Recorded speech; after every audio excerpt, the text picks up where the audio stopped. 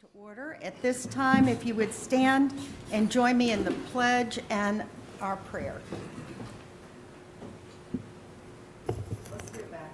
I pledge Allegiance to the flag of the United States of America and to the republic for which it stands, one nation, under God, indivisible, with liberty and justice for all. Let us pray.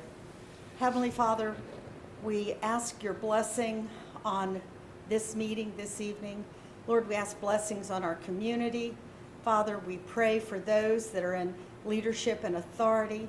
We pray for our president and the changes that are taking place at this time.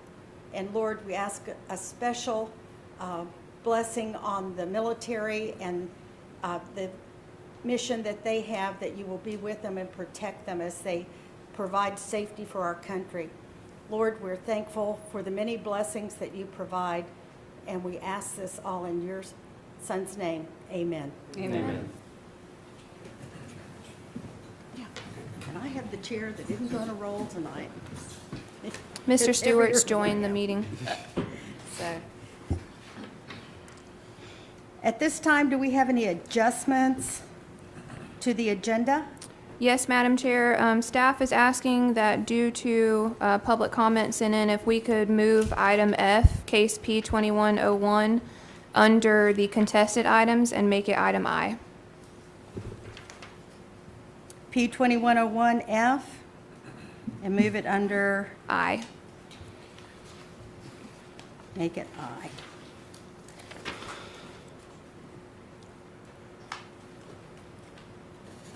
Do we have to vote on that? Yes. Okay, do I have a motion to move? Motion to move. Okay, and a second. Do we have Any discussion? Yes. It was my original intention that I had quite a few cases that I wanted to move from the consent to the contested. When I first came on board, my concern was about the schools and the populations and so on. But I see that, in particular, if we look at case P2063, Cashwell is at 800 and the max is at 592. Southview Middle is at 900 with max of 674, and Southview High is at 1800 with max of 1527. So my intention tonight was to go through and ask that all those cases be moved down to contested, but I see on the agenda that there is a section under discussion under item 10 for zoning and school zoning.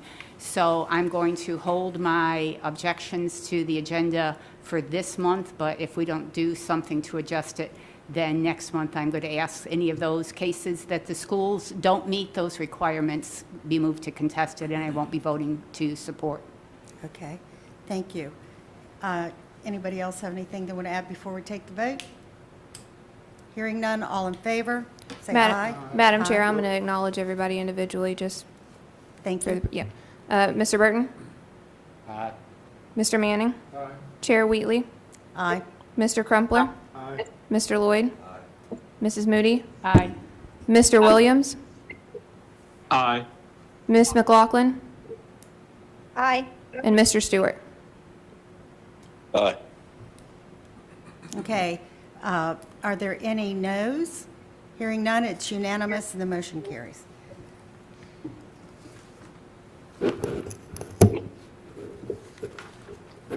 Madam Chair, I may have missed it, but if you did so, I apologize, but if you didn't identify the members who are attending remotely, have we read that into the record? I can state for the record. I had, is it okay? I had,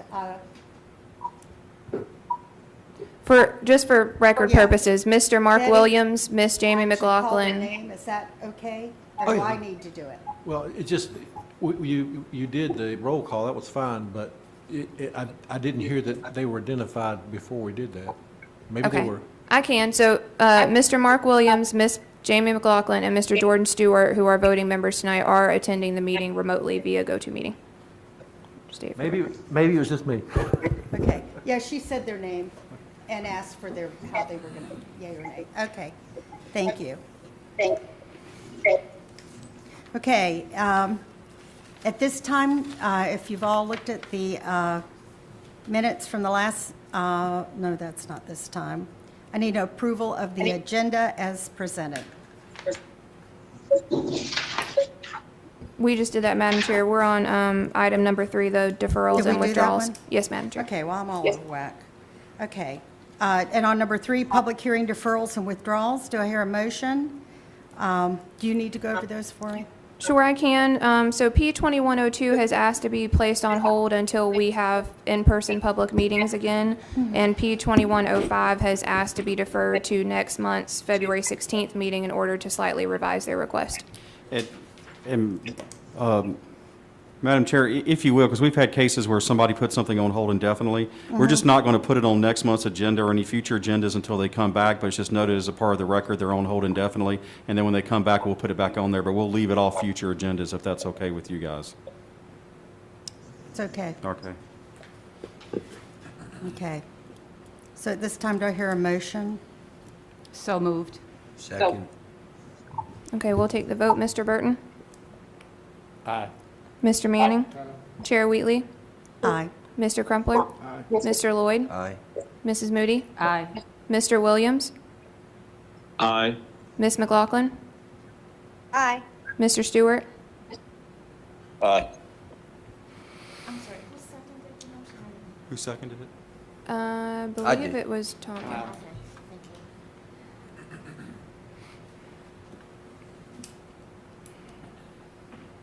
Okay, and any oppose? Hearing none, it passes unanimously. Did you hear them all that time? Got it. Okay, is that okay for us to do it this? Yeah, you're doing it fine. Okay. It wasn't the way the roll call was taken. I just didn't remember that you Said their name. announced them Yeah. at the beginning of the meeting, that they were. Okay, that's all. thank you. We didn't. I think you were right. Are there any abstentions by board members this evening? None? Okay, and can I get Jamie? Mr. Williams, if you don't mind muting your mic until we do a roll call for a vote, I think we're hearing our meeting through your computer. Yes, ma'am. Thank you, dear. At this time, can we get the approval of the minutes of the December 15th meeting? Do you have a motion? I make a motion we approve. And Mr. Lloyd, second by Mr. Crumpler. Any discussion? Hearing none, all in favor say aye. Mr. Burton? Aye. Mr. Manning? Chair Wheatley? Aye. Mr. Crumpler? Mr. Lloyd? Aye. Mrs. Moody? Aye. Mr. Williams? Aye. Ms. McLaughlin? Aye. Mr. Stewart? Aye. Okay, thank you. And at this time, we have consent items. Do you need to Did we do a present- revised welcome and procedure? Yes, Well, I have a question. yeah. It'll be a different procedure though, correct? Are we prepared to read a different procedure? Yeah, we had one marked up. I gave it to Laverne to mark it up to read it. It should be the one that we did at the previous, virtual meeting that we had. Okay. Now, the first ones are the consent items, so we can just get a motion to approve.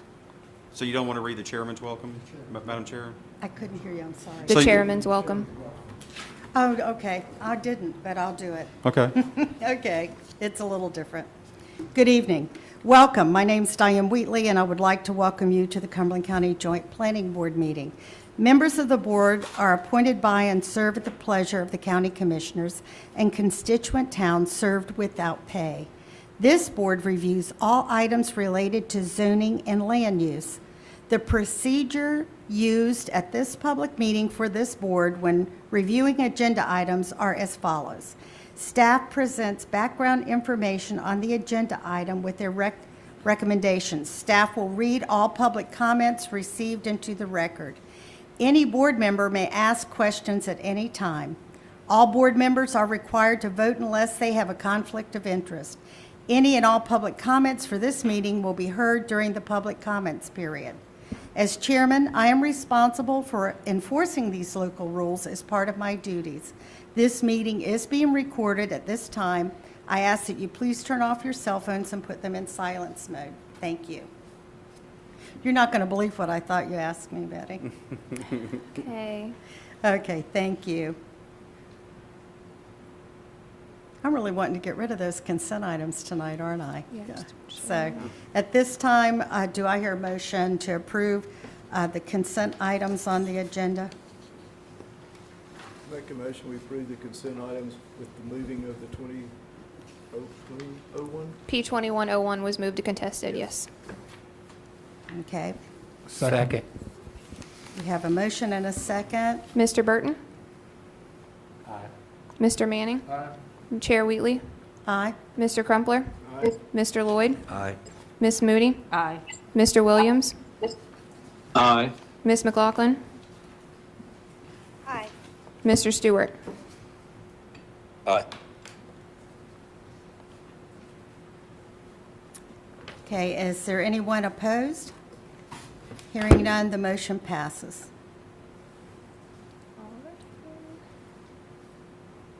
And Betty, do we need to read for the record when these will be heard? We can. Would you please? Oh, make me quote it. Case P2063, P2104 are both county cases. They would be going to the February 15th meeting of the county commissioners. P2106 is in Hope Mills' jurisdiction. It will also be February 15th. P2107, P2051 are also in the county, so they will also be February 15th Board of Commissioners. And that should cover all of them. Okay, thank you. You're welcome.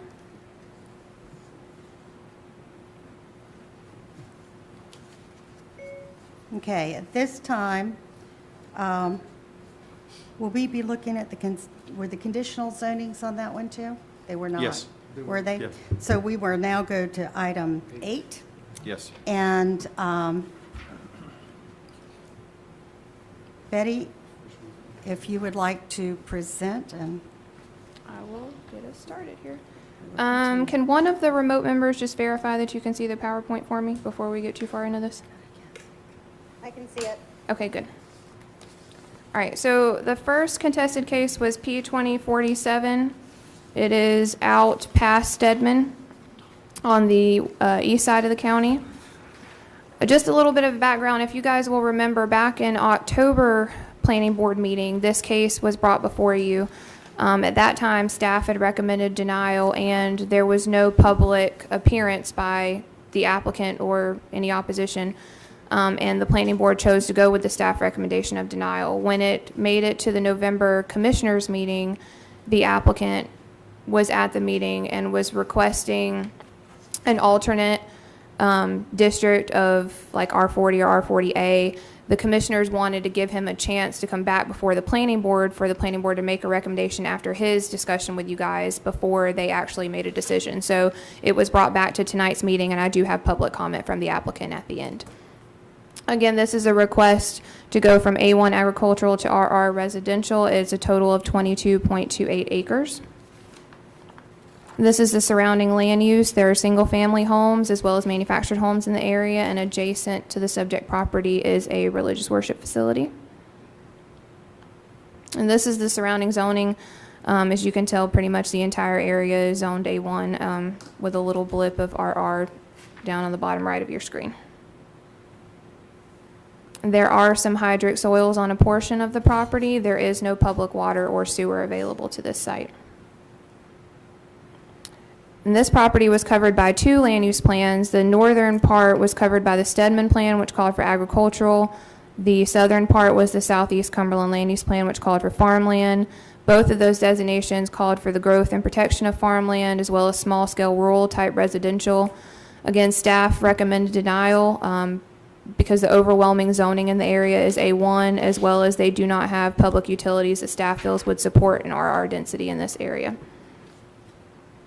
These are photos of the site. This is looking directly at the site. This is looking across the street from the property. Subject property is on the right. And again, just to recap, staff recommended denial originally when it came to you before in October. You guys recommended denial 8-0. It went to the commissioners in November, and they bounced it back to you all to be heard so that the applicant would have time to make public comment. Staff has still recommended denial of the request, and I can read the public comment into the record if you'd like, or if you have any questions, I'm available to. Did the staff make any recommendation on alternate like R40 or R48? Not formally. The surrounding zoning's A1. I mean, R40 would be the threshold, I believe, that staff would feel comfortable. But we felt it best to leave it up to based off if public showed up for you all to make that decision. So, but what you're saying is the commissioners threw it back to us to consider that, correct? Yes. Yeah, I think they threw it back because the applicant was not here for the planning board meeting, and when he showed up to the commissioners meeting, I think that the applicant acknowledged the fact he wasn't here at the planning board meeting and couldn't express whatever, and so they just said, okay, we'll just go back and talk to the planning board and then come back, so, Was that meeting an open meeting? yes. Did they have any, did they have support with him? I didn't see anybody come speak on behalf of that, from what I recall. At I the think commissioners meeting, it was just It was the just the applicant. applicant, yeah.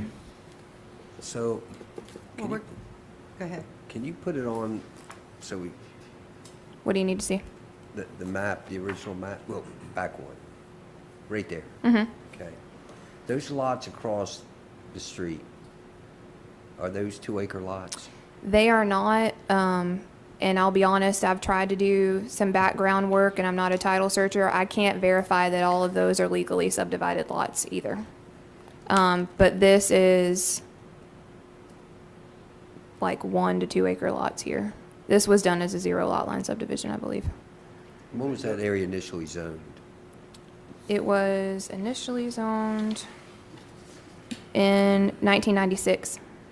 It was zoned A1 at that time. Were they there, were those houses there before it was zoned? This neighborhood, I don't have that information in front of me.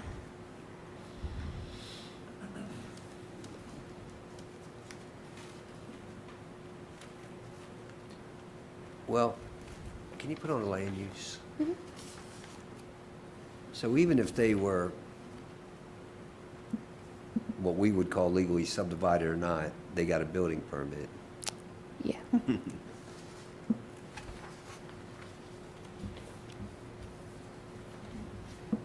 But I do have comment from the Right, applicant. I was going to open the public comment. You ready? Open the public comment. Sure, I have just one comment from the applicant themselves. It says, Planning Board, Happy New Year to all, and thank you for the opportunity to speak with you this evening. Tonight, I am before you seeking a rezoning request for 22-acre parcel just outside of Stedman on the corner of Beaver Dam Road and Ava Road. The property is currently zoned A1, and we have initially asked for it to be rezoned to an RR designation. The reason for the rezoning was because after we completed additional site due diligence, we realized we would not be able to get the density needed under the 2 acres per dwelling requirement. Thus, we requested RR. In addition, there were several RR zoned, I'm assuming properties, within proximity of this site, as well as several other increased density areas.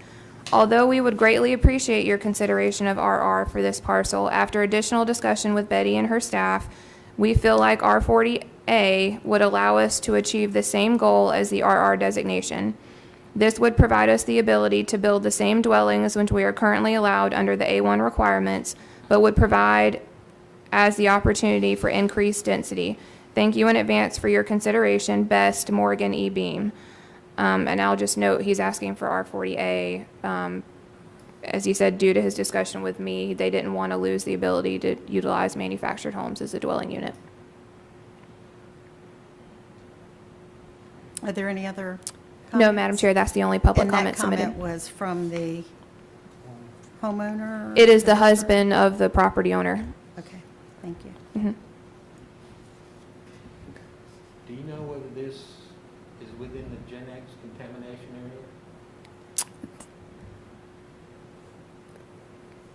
I can't 100% confirm that. Do we, there's no map of that area, is there? We had, I'm sorry, Betty, go ahead. No, you're fine. I mean, all the information that would be available on that topic would be created and held by DEQ. I mean, we've never been given an official map. And then, honestly, the map would be one way today, and 2 days from now, it could be totally different as they continue testing, so, Right, it's over in Cedar Creek too, also. right. So he didn't discuss R-48 prior to this? He only discussed it with you guys afterwards? Right, he submitted the application under RR, staff recommended denial, and of course, after the staff recommendation meeting, we contact all of the cases and let them know what staff's recommended.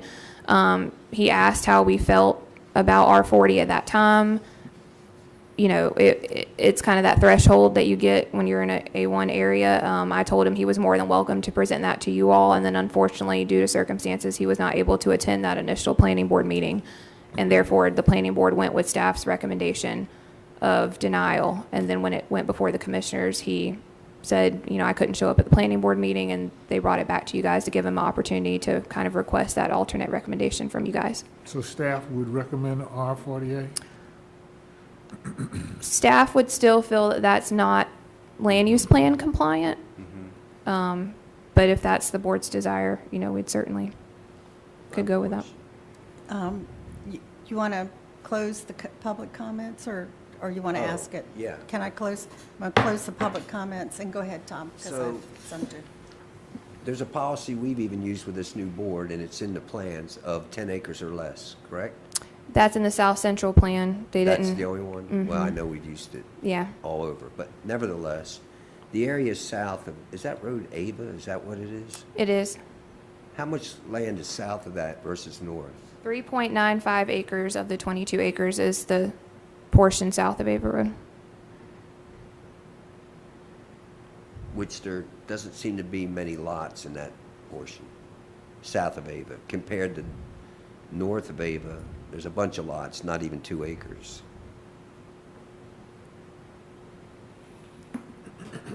Any other questions? In that cul-de-sac, are they mobile homes or single, are they? It's single-family, stick-built homes. Stick-built, Mhm. okay. Anywhere you see the blue diagonal line on top of the yellow would indicate the manufactured homes.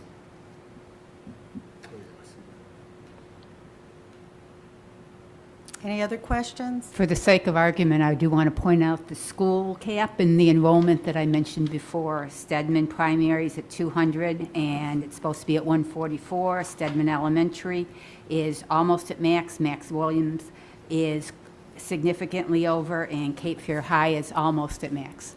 Can you tell what my...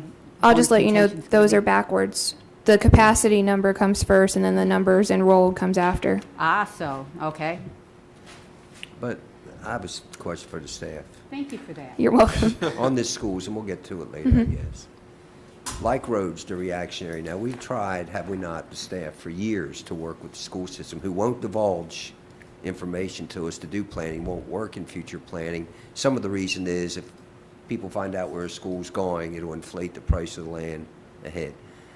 But I believe, and I may be wrong, most of those schools throughout the county have reached or exceed capacity at this point. Is that not true? Without being the expert on it, I'd say that happens often east of the river. I mean, Cape Fear High School is the only high school on that side. But just so the board knows, I have invited the planning Right. people, Mr. Whitley and Mr. Tyrone, I believe is his last name, to possibly come speak at next month as staff members to the board. I have not received a response yet, but we're working on trying to get them here to kind of give you guys a run through of the process they go through to decide that as well. And this whole thing of school capacity versus the capacity versus the enrollment all started, I know it was before you, when we asked the school system to give us some comment back like we do House. Yeah. And that's all they would give us, is the capacity and make no comment. And we're going to discuss that more at the end, but Tom is correct. And we did, Mr. Whitley actually came to several meetings, and then he just quit coming as the school rep. So, but we're going to discuss that some more after we finish this case This here, at the end. it was done formally in one plan, but I know throughout the history of the plan board, the whole 10-acre thing now, this is greater than 10 acres. but it just for the sake of argument, like Ms. Moody said, it seems as though north of Avis Street is cut up far more than south. And to put farmland, you could put farmland or agricultural, it really doesn't matter what you label it. It's obvious that, what's the road going north and south there? Beaver Dam. Along Beaver Dam Road there, it's not agricultural. It's single-family housing. That's for the sake of argument. But south of Avis Street, doesn't look like it's been cut up very much, that it is agricultural when you look at the air photo. Matter of fact, that soil, farmers are the best soil scientists, so if there's forest or wood, if it's wooded, well, there you go with the soils. That soil map will match the air photo, and it's not, where you see green in there, it's not going to be farmed anyway, and it isn't if you look at the air photo. It's wooded.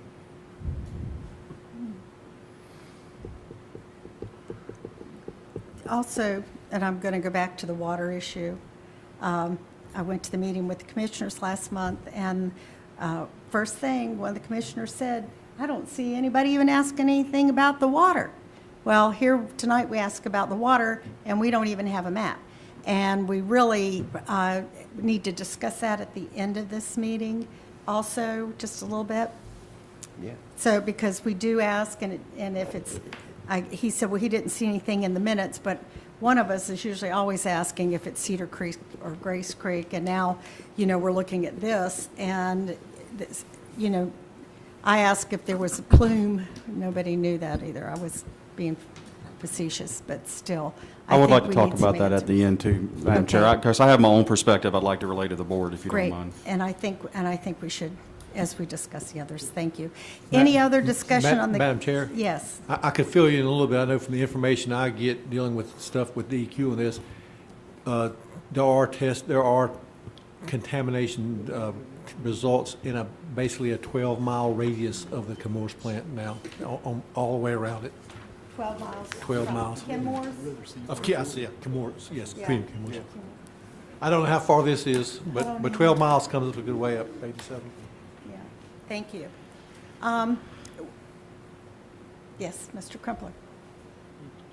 In the response that the applicant wrote, he said he would accept R40 or R40A, correct? R40A specifically. Specifically? Yes. Okay, so he could do manufactured housing.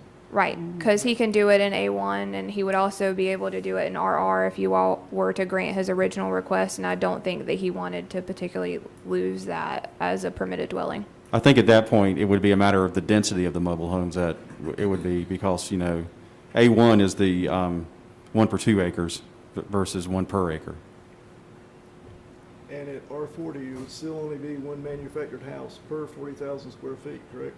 Or acre, roughly. Correct, so, they would be able to do 1 per lot, 2 maybe if they cut up the lots where they could do a group development in the future, but anything over 2 would put it into manufactured home park status, and they would not have the proper zoning for that. But again, staff recommended denial, and looking at it, it did not, it wasn't consistent with the Stedman 2020 Southeast Cumberland Hey, Betty, land use plan, can you get the correct? plan? Can you get the land use plan? That one? Okay, Well, it's not agricultural. That's what this says. Mhm. The air photo, man. And just to be honest, like when we talk about agricultural and farmland and things like that, I think that when we go to these public meetings, it's probably fair to say that that's probably a designation that we give, but the general consensus is when somebody thinks of farmland, they think open spaces, they want wide open. I don't think anybody's saying it's going to be farms or agriculture. They just want it to remain as less dense as they can possibly get it. So at least that's what we're hearing right now, especially during the Bethany discussion that we're having. Okay. Are there any other questions or concerns? If not, I'll entertain a motion. I move that we accept the staff's recommendation. Have a motion to accept second. staff, and who seconded it? Sounds like Mark. Mark, is that you? Mark Williams, I second. Okay, we have a second. I got a question. Okay, any further discussion, Mr. Lloyd? What's the staff recommendation? The current staff denial. recommendation is denial of the request, period. Right. Mhm. Oh, of the whole Of period? just Okay. denial of RR. Mhm. And they So- would have denied R-40A too, from what I understand. Am I correct in that? Had he came back initially before this, then came into R-40A? Had he revised his request to R40A, staff would still say that it's not plan compliant. We certainly think it would be better than RR, but So, if you were inclined to go R40, would you just take the original motion and vote on it, see how it went, and then? right, if somebody wanted to offer a different motion, we could vote on, well, I don't know, because if you all pass that motion, I'd have Right to now, defer there's to a motion legal on on the that. We have floor. the motion Yeah, and we the motion in a second. I second, so. think you'd have to amend the motion to. But that would be the There's a motion person on who the made the floor. motion, right? There's a motion on the floor. I'm going to defer to legal on that. Yeah. Yeah. The person who made the motion can amend it. Yeah, Someone it could, was seconded, I didn't realize. It was second. someone could offer a substitute motion, and that would be voted on first. But right, if you're just trying to amend it, it should be the person who made it. So, if a motion was made and seconded, can you still offer a substitute motion, or Mhm. wait? Yes. I'd like to offer a substitute motion to approve R40A north of Avis Street. Okay. Is there a second? Hearing none, it doesn't go. So we'll go back right to the original motion. And that was to take the staff's recommendation of denial. All in favor? I'll go. Mr. Burton? Aye. Mr. Manning? Aye. Chair Wheatley? Aye. Mr. Crumpler? Aye. Mr. Lloyd? No? Mrs. Moody? Aye. Mr. Williams? Aye. Miss McLaughlin? No. Mr. Stewart? Aye. So we had 2 noes. Yeah, 2 noes. That's what I heard. Yep. Okay, motion carries. Okay. Next case.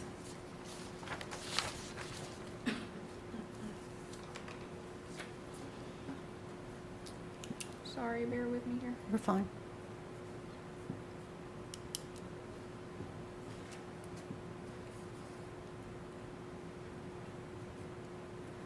All right, so our next case is P2103. It is down towards the Grays Creek area. They're requesting to rezone 2.06 acres from A1 agricultural to R40A residential. Their intent is to be able to put a second dwelling unit on the property. This was submitted by Vicky, and please forgive me because I'm going to mispronounce your last name, Lizuski, and the agent on the application is Clayton Holmes. This is the surrounding land use. It is primarily manufactured homes with some single-family stick-built homes in the area as well. This is the surrounding zoning, all of the tan being A1. There is some R40 down here south of the parcel. This is the soils map. There are no soil limitations to development on the property, and there is also no public water or sewer available. The South Central Plan designated this parcel as low-density residential, and as I'll talk about when we get to staff's recommendation, although the R40A request it doesn't go over the threshold for the density recommended for low-density residential, that designation desires only stick-built homes, and their request would have allowed manufactured homes to continue. So staff felt that it's not plan compliant. These are photos of the site. This is looking at the subject property. This is looking up towards the exit of the neighborhood on Cedar Oaks. This is across the street. This is looking further into the neighborhood. Subject property is on your right. And again, staff did recommend denial of the request. We felt like the area was, except for this area down here, overwhelmingly A1. We also had concerns that if we started a trend in this area of lot by lot going to R40 for additional dwelling units, you may end up with multiple manufactured homes on each lot and have a de facto manufactured home park. And it's just one of those things. So I'm available for any questions. We did not have any public comment submitted. Okay. Can you go back to the slide where it shows what's around it? Yeah, Oh, sorry. Did you mean the land use? that one. Yes. And you said all of the crosshatch places are, Manufactured homes. you could get a mobile home park already. Right. We would call that a manufactured home subdivision because it is one home per each lot. But if you, you know, subdivide this one, then if everybody in there, you know, decides they want the same thing, you now have a much larger area with these homes on We it. have double. Double. And Yeah, you then, double the and density out then you have, this is Grace Creek, so now we have the contaminated water and, you know, those issues. This is Just- all well water, right? Well, Well, it is no, on well and septic, yes. can you So- put on that zoning again? Well, and I know it's old, but it is applicable. Many times it isn't. That would be spot zoning. In fact, if we would allow a density twice as great to one lot, not enjoyed by any of the others. Correct? In other words, they would get, Yeah, I mean, it would have to be Double put to the density. spot zoning test, but it would be a donut hole of R40A inside the neighborhood. Was that the reason staff denied it, or was the reason staff denied was because it's just too many mobile homes? I mean, it's a combination of things. It's on well and septic. It's already a developed subdivision. It's not, as you see, the road doesn't have an SR number, so it's not a publicly maintained neighborhood road by DOT. This would allow a second dwelling unit and could set a precedent for each, you know, lot in the neighborhood to have a second dwelling unit.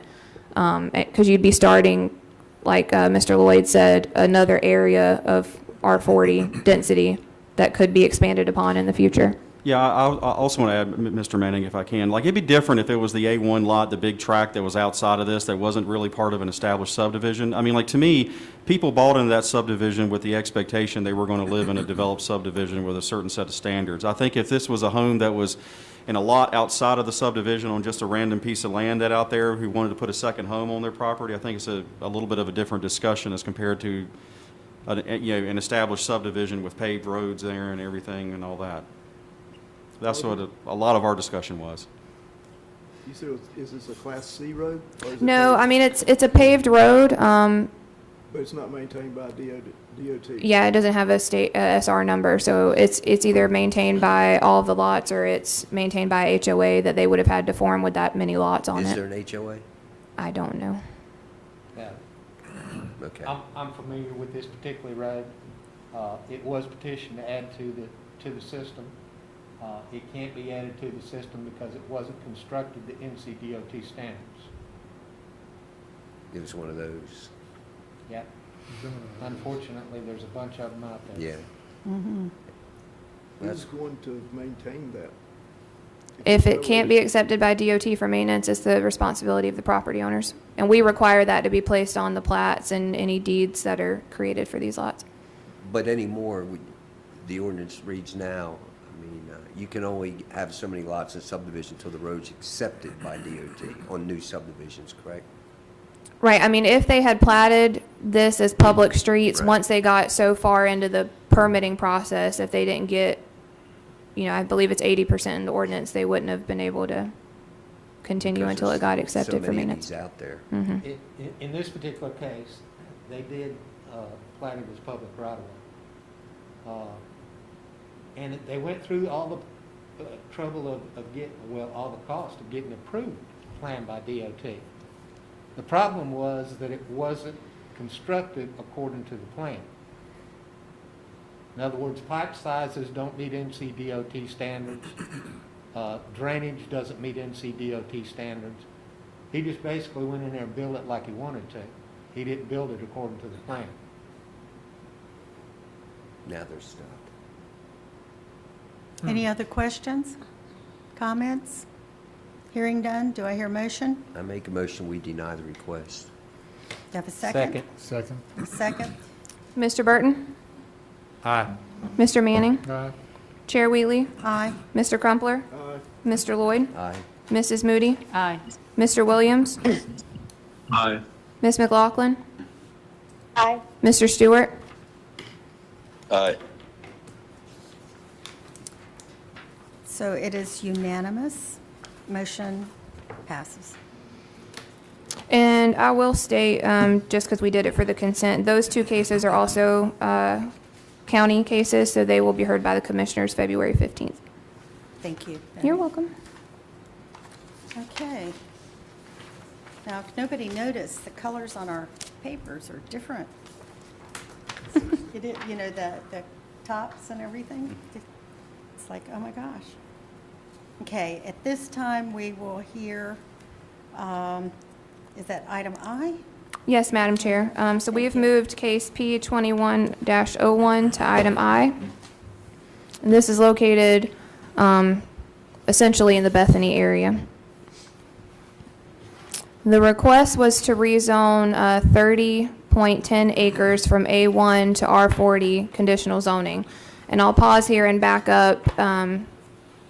In November of 2019, this board heard this property with a request of A1 to R20, and staff recommended R40 as an alternative request. The property owner had a different agent or developer on the application at that time, and you all asked if they would accept staff's recommendation of R40. The developer at that time stated that he wanted to move forward with solely the R20 request. Planning board recommended denial. Before it could get to the county commissioners for final action, the property owner withdrew the application. They have come back for consideration after the 1-year time period. This time they have a different developer that they're working with, and they have submitted it this time for the R40 residential with conditional zoning for the subdivision. This is the surrounding land use, the yellow indicating single-family stick-built, the diagonal lines indicating manufactured homes, and we do have in the blue square a religious worship facility in the area. And this is the surrounding zoning. There is a lot of A1, especially on the east side of Wade Stedman Road. However, in the green hues here, we have a lot of R40 and R40A as well. And this is the soils map. There are some hydric soils located on the western tip of the subject property. While PWC and Eastover water are in the area, this parcel would be served by ESD water. There is no public sewer available. The property splits Wade Stedman Road, and 2 land use plans cover it currently.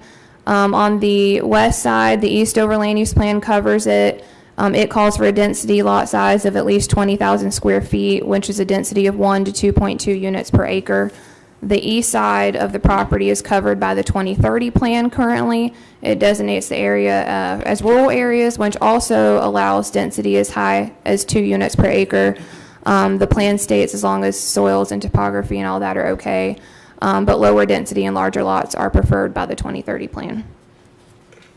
Staff felt that the request of R40 with the conditional zoning would be considered plan compliant for both plans. This was the subdivision plan submitted by the applicant. And just, because the public is watching too, the site plan indicates the 26 lots with the 2 common areas. I will say, because the lot sizes are not on here, the smallest lot size in the subdivision is 0.92 acres, which is roughly about a little over 40,000 square feet.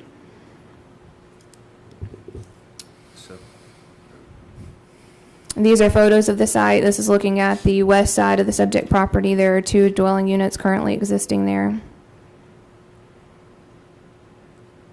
This is looking north up Wade Stedman Road. This is looking at the subject property on the east side.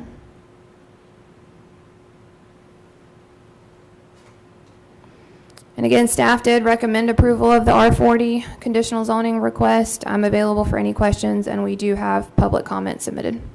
I have a couple questions. Oh, Mr. Lloyd, I'm sorry, I was looking at the map. Okay, so back at this is conditional zoning, so he submitted a plat, correct? He did, yes, sir. And even though it's maybe zero lot line, you say the smallest lot is still 40,000. Correct. So he's not doing zero lot line for lot size. Correct. At the acreage amount, taking out 15% to account for estimating right-of-way, he would have been allowed 27 lots, and he has asked for 26 with the common area, and the smallest lot size is 0.92 acres. And since it is conditional zoning, and since I read the many emails we have, drainage was one of the issues. I believe he has a drainage permit as part of the record, correct? Or stormwater permit? I do have public comments submitted by him that I'll enter into the record, yes. And it shows the detention ponds right up near Wade Stedman Road, correct? Correct. When he sent me the email to submit it in the record, I believe he's using this area as the retention pond. Okay. And potentially, I mean, he could use either common area But for he's the using retention up pond. near Wade Stedman Road Mhm. to avoid some of the flooding going across the street, which was an issue. Do we want to, let's open the public comments because there's several. Many. Yeah, and did you perchance, because we usually allow 10 minutes, are we going to do anything differently? I think that, I was just talking to Betty, and just staff's recommendation, for what it's worth, is we have a number of people that have filed individually, that maybe we just read quickly through those. And then we have some that have submitted in groups, and primarily from the same person. Am I right, Betty? Right. Yeah. I mean, I have individual comments, and then I have several comments where they sent me the same language verbatim. So I was going to read that language and then indicate to you all the names of all the people that submitted that language. So I've kind of grouped the ones that were verbatim, exactly alike, and then I will read the individual ones as well, just for the sake of time. So, I mean, I think you have the wherewithal with the 10 minutes, but I think I was talking Well, I with some think folks it's probably before. going to take a little longer, but Yeah, just because of the fact of where we are in this COVID virtual situation, maybe a little bit more of an allowance, but that's just our Can we recommendation. request that if you're going to glean over these, that as the instructions say when they are present, that please don't repeat what's been said by a previous speaker, because I noticed on the many emails, there was really a couple of the same points were said by everybody. Right. As long as they were verbatim, I've grouped them together. I didn't want to overreach the grouping, and miss anybody's individual comment. So if they were verbatim, I've grouped them. If they had any other slightly different language, I've separated them out so we can read them all into the record. So maybe for the verbatim ones, we can read the names of the people and then just read the statement. That way you can kind of, you have the same let's message. ask our attorney if How many categories do you have? that's, No, some of them are grouped because they're. I have How many do you about, actually have? these are the individual comments, and then I have about 3 or 4 of them grouped. Two categories, okay. Yeah. More than a dozen? Yes. Betty, about how many do you have? Total comments, at probably at least 30 plus. Okay. And you say you've grouped? The ones that are verbatim, That are exactly verbatim, alike. okay. Yeah. It would be proper then for you to report the ones that are verbatim as one, but identify everybody who submitted that comment. Absolutely. Okay. And really, I mean, this is just a new way to do business, but I really think you should hear from all the other comments. If there are some that are real close, I think it's okay just to read the one and then identify everyone who has comments like that. But you'll have to kind of use your judgment about that.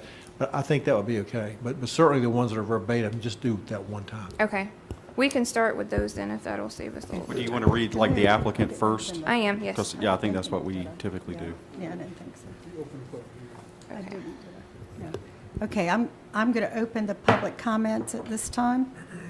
Thank you, Madam Chair. So the first comment I have is from the applicant and agent. It says, Betty and team, appreciate your assistance on this matter. This parcel was presented a year ago with poor direction, poor planning, and an overly ambitious request for single-family residential in the Wade Stedman area. After becoming a part of this project, we have hired 4D Site Solutions, a local company, to handle the engineering, partnered with BSRES Inc. and JSJ Builder, all local builders. All of us live or work here in Cumberland County and want to be responsibly build this project.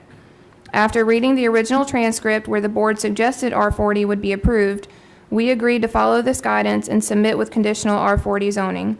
After working with 4D and their team, we think we have a beautiful project that provides larger lots with A soils for waste and public water. We know that by having a reasonable development, it will not overburden the water system. Instead, it will provide income and expansion for them as their charter calls for. In closing, we want to be a local partner that develops a project that for years to come we can be proud of while providing reasonably priced homes for those seeking just a little bit of the country. If I can be of any assistance, please don't hesitate to call or email me. Thank you, Ben Stout. Also, as part of the record, he submitted his notice of intent for the construction of stormwater that he submitted to NCDEQ. Forgive me, my eye is going to start watering now. Okay. I did have one additional comment submitted in support. It is from Brandon Messina. It says, "Good afternoon. In my humble opinion, I believe rezoning this property is the right thing to do. The exponential growth that can come to the Bethany community would be amazing. It would bring business owners to look more at this area because of the thriving potential that goes along with more people in the area. I think it is quite overdue for some time now that this side of the county gets looked at as a growing hotspot for incoming soldiers and their families. Do the right thing. I know for some time now people have been against this changing, but the farming industry is also growing increasingly difficult to profit from, and many owners are seeking to get out of it. One day this may lead to empty land just sitting there unused because disgruntled homeowners do not want a new neighborhood in the community. Again, this is much untapped potential. Do the right thing and vote yes on rezoning. Thank you." Those were the comments submitted in support. Was the staff recommendation read? Did you read the staff recommendation? I thought they did. Okay. I did. I mean, I can read it into the record if you would like a bit. Yeah. So staff's recommendation read, in case P2101, the planning and inspection staff recommends approval of the rezoning request from A1 agricultural to R40 residential / conditional zoning for a 26 lot, 0 lot line subdivision and finds the request consistent with the 2030 growth vision plan, which calls for rural areas, and the Eastover Land Use Plan 2018 designation of rural density residential, as it requires that any lot within this designation to be at least 20,000 square feet. Approval of the request is reasonable and in the public interest, as the district requested is in harmony with surrounding existing land uses, zoning, and lot sizes. Thank you. You're welcome. We can start with the grouping. This comment stated, "I am hereby voicing my objection to the approval of the subject rezoning request from A1 to R40 0 lot line subdivision. I object because the subdivision will not be compatible with the rural nature of the Bethany area of which I am a part, and also have concerns about flooding, water flow across the roadway, the presence of nearby beef and other farming which new residents may find objectionable, land conservation and green spaces, the lack of a land use plan in my area, the burden on schools, roads, and postal services in my area. I also believe it will be harmful to existing wildlife, some protected species in the area. A1 is fine to build, this is not. Protect our rural area." This comment was submitted by Alvin Demowski, Corinne Demowski.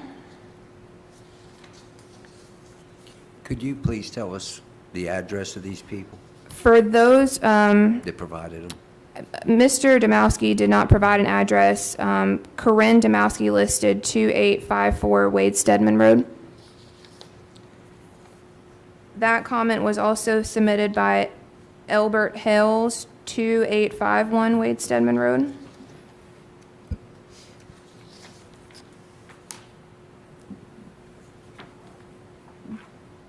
Delma or Deborah Habo, 2851, Deborah Hales, sorry, she wrote it up here for me, 2851 Wade Stedman Road.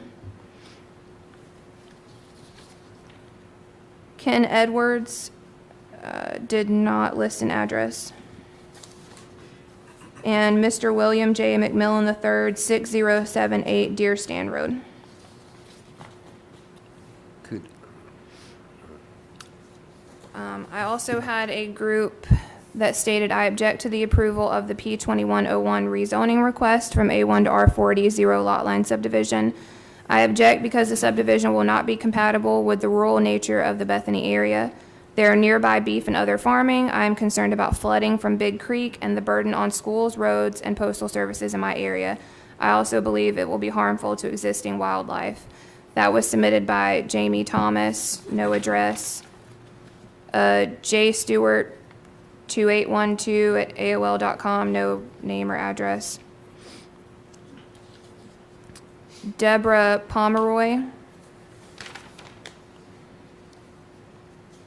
She did not list a specific address, but states that she was a property owner in Bethany Crossroads. Dawn Williamson, Bryce Johnson, Jake Upton, Nathan Bolt Ray, a J Player 2127 email address. No name, sorry. Mr. Mitchell Boer, I apologize if I mispronounced that.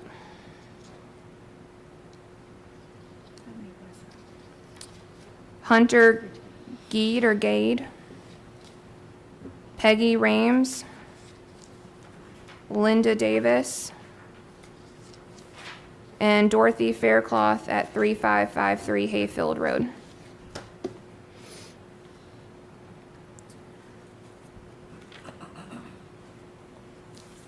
Okay.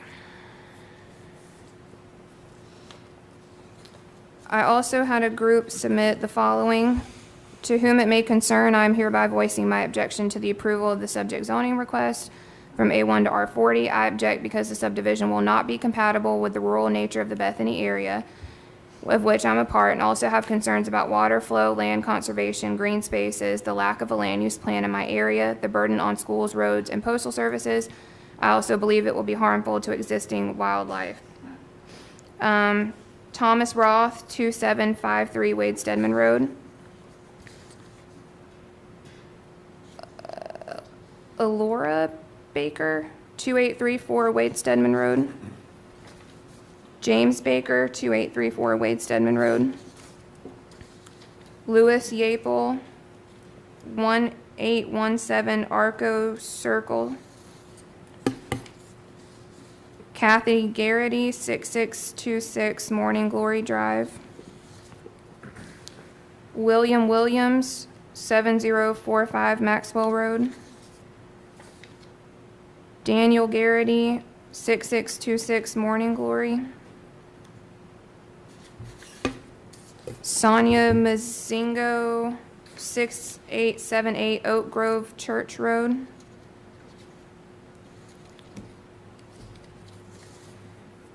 Helen Autry, 2707 Wade Stedman Road. And Sharon Collier, 2729 Wade Stedman Road. Before I also get into the individual comments, I did have several emails from Miss Robin Bridges that was emailed to the entire board. I wasn't sure if you wanted me to read those into the record, or since the entire board has received those already. I think we need to, even though we received some of us received the emails, she should read them. Yeah, I think you're going to have to read them. I have a question for the attorney. Sure. Is this a public hearing or a public meeting? I mean, we can't very well ask questions to the people who have comments. Well, under the statutes that you're working under now, it's actually a legislative hearing. It's a new term. But you still regard it as the same way as the old public hearings used to, which really were for allowing public comment, because you didn't advertise them and do them as public hearings. They were actually for to receive public comment. And that's what you're doing now. So I guess my question, which I'm not going to do it, but if we had these people here, we would have the opportunity to ask them questions. Yes. Sometimes to make a point that we would like to make. Yes. if we were using the same rules, which I'm not going to do, but my question is, if the comment was being read and we had something that we wanted to address in that comment, could we do it? Like we could if the person was here and we could ask them a question? You mean among yourselves? I mean, Well, for the- I mean, you obviously can't ask these For the people who, for the record, certainly, yeah, that would be up to the chair to allow, And, you I know. mean, I'll address it during the comment period, but like some of these, I wanted to point out, that's why I asked about the address. Some of these people that are writing are like 4 and 5 miles away, because I spent time looking where these were. So, but we don't have a map up there, and I'm not going to ask Betty to do that, so. But usually when we have people in a public hearing stand up, they give their address, we ask them to point out where they live. That's the only Correct. reason I'm asking that. Stan. I'm gonna leave that up there just so it helps. Okay. In addition, we also had 3 petitions that were submitted because they stated due to the inability to hold in-person meetings due to COVID, they wanted to submit a petition. I had 3 separate ones submitted in objection to the request. One had 41 property owners, one had 40, and one had 104. Some of the individuals did also submit individual comments too that'll also be read into the record. But I just wanted to note that for the record that we did have those submitted as well. All right, and now I will move on to the individual. Ms. Lynn, Yes. when you say those petitions were submitted, you actually have petitions that are signed or acknowledged in some way with all those names, or you're just? Correct. So 2 of them are handwritten with signatures. One is essentially a typed out list of names that does not have signatures. Okay. Yes. And the board can consider those as it wishes in terms of whether they're signed or typed, whatever. Right. Okay, The would we 40, have her just pass them around to where they can look? Yeah, I think the Correct. board does need to. Yeah. I would just sort of just be mindful about the typed, because, I mean, I can type anybody's name on a piece of paper. I would think if the ones that had signatures, you could put a little weight to. And that's what I said, Mr. Rawls, that they, Mr. Howard, excuse me, that the board should consider those as you deem appropriate, yeah. This is not one of those petition forms that's the website. such as like change.org or anything? Yeah, No. it's not- okay, right. No, sir. All right, so I also have, while the board is perusing that, additional individual comments. My name is Nancy Champoli, and I feel terrible. I'm going to murder these people's names so bad. Okay. My husband, Aaron Champoli, and our 2 children moved to our house just down the road from the proposed zoning site 10 years ago. We chose this area because it was country, quiet, and full of wildlife. Over the years, we have had developers encroach on our peace with new housing developments. The roads have become more congested, the schools more crowded, and the noise level has gone up tremendously. We absolutely object to any more housing developments out here. We are quickly losing the country feel and are sick and tired of housing developments being forced upon us. The amount of crime in our neighborhood has also gone up as well with the addition of each new development. We want to protect what is left of our neighborhood by not having this new zoning request approved. We just can't take it anymore. Thank you, Nancy Champoli. I have a question. Yes, When did she say she moved out there? moved 10 years ago out to the site. And her address, is it on there? She did not provide her address, no, Madam Chair. The next is from Mr. Thomas and Tara Collins. Mrs. Lind, I'm mailing you today to object to the rezoning of the property on Wade Stedman Road. I'm sure you know all the concerns that my neighbors and I brought to the floor a little over a year ago. A few that come to mind are the safety of our drinking water, added flooding issues, endangering wildlife, and overcrowding of roads and schools. Bethany is a great place to live to get away from the overcrowded areas of Cumberland County. What we are all asking is to please slow down the growth in this area and protect its natural beauty. Thank you for your time, Thomas and Tara Collins. I do not have an address listed for this one. This is from Pamela Taylor, 6782 Oak Grove Church Road. I live in the Bethany area of Stedman NC. It is beautiful countryside, farming, and wildlife. I have some concerns for our area. I object to the approval of the P2101 rezoning request from A1 to R40 zero lot line subdivision. I object because the subdivision will not be compatible with the rural nature of the Bethany area. My concerns are with farming and beef, flooding from Big Creek, and the burden on schools, roads, and postal services in my area. I also believe it will be harmful to existing wildlife. All of these concerns make Bethany, Bethany. Concerned 50-year resident. To whom it may concern, I object to the approval of P2101 rezoning request from A1 to R40, 0 lot line subdivision. I object as we recently moved into the subdivision of Bethany Farms that would be right next to this contentious location. We suffer from flooding during normal rainfall that would only be exacerbated by further development of the property on Wade Stedman Road, as the Big Creek runoff runs through that property as well. We specifically chose to build our home next door as it was surrounded by this agricultural property and woods. However, with this proposal, it would result in small cookie-cutter homes being butted up to our properties, thus affecting our home values negatively. I, along with the 8 other families living in this neighborhood, object to the proposal for rezoning. I object because the subdivision will not be compatible with the rural nature of Bethany area. There are nearby beef and other farming. Concerned about flooding from Big Creek and the burden on schools, road, and postal services. I also believe it will be harmful to existing wildlife. Arlana or Arlana and William Amaro, they did not provide an address, but they stated they lived in Bethany Farms. Which one of those is Bethany Farms? Okay. You got me. It's one of those subdivisions, though, I would imagine, with a name like that. This is from Robin Radler, no address. I object to the approval of the P2101 rezoning request from A1 to R40. I object because the subdivision will not be compatible with the rural nature of the Bethany area. There are nearby beef and other farming, concerned about flooding from Big Creek and the burden on schools, road, and postal services. They also stated they feel it would be a burden on the fire department as well as the police and EMS and harmful to existing wildlife. This is from T. Renee, either Beebe or Bebe. My name is T. Renee Beebe, and I live on Collier Road in the Bethany community. I strongly object to the approval of the P2101 rezoning request from A1 to R40, 0 lot line subdivision. I moved to this area in 2001 because I embrace the rural atmosphere and landscape. All these subdivisions are ruining that for residents like myself and are leading to flooding and congested traffic.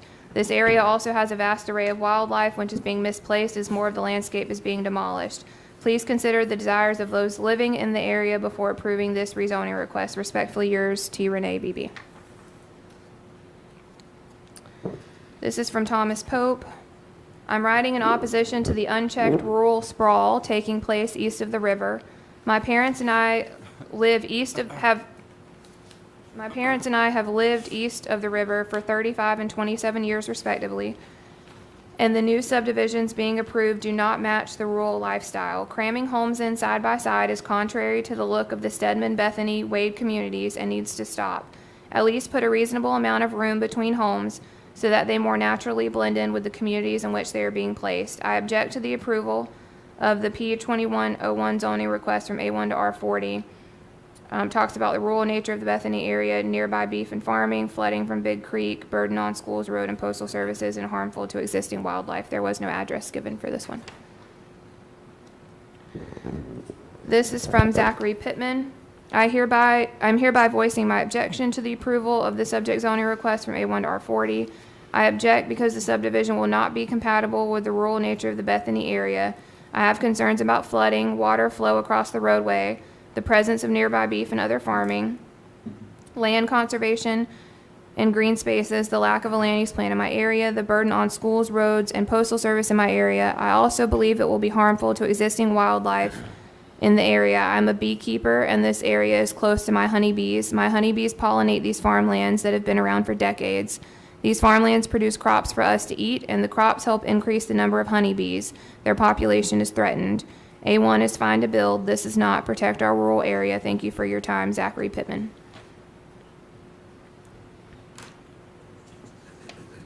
This is from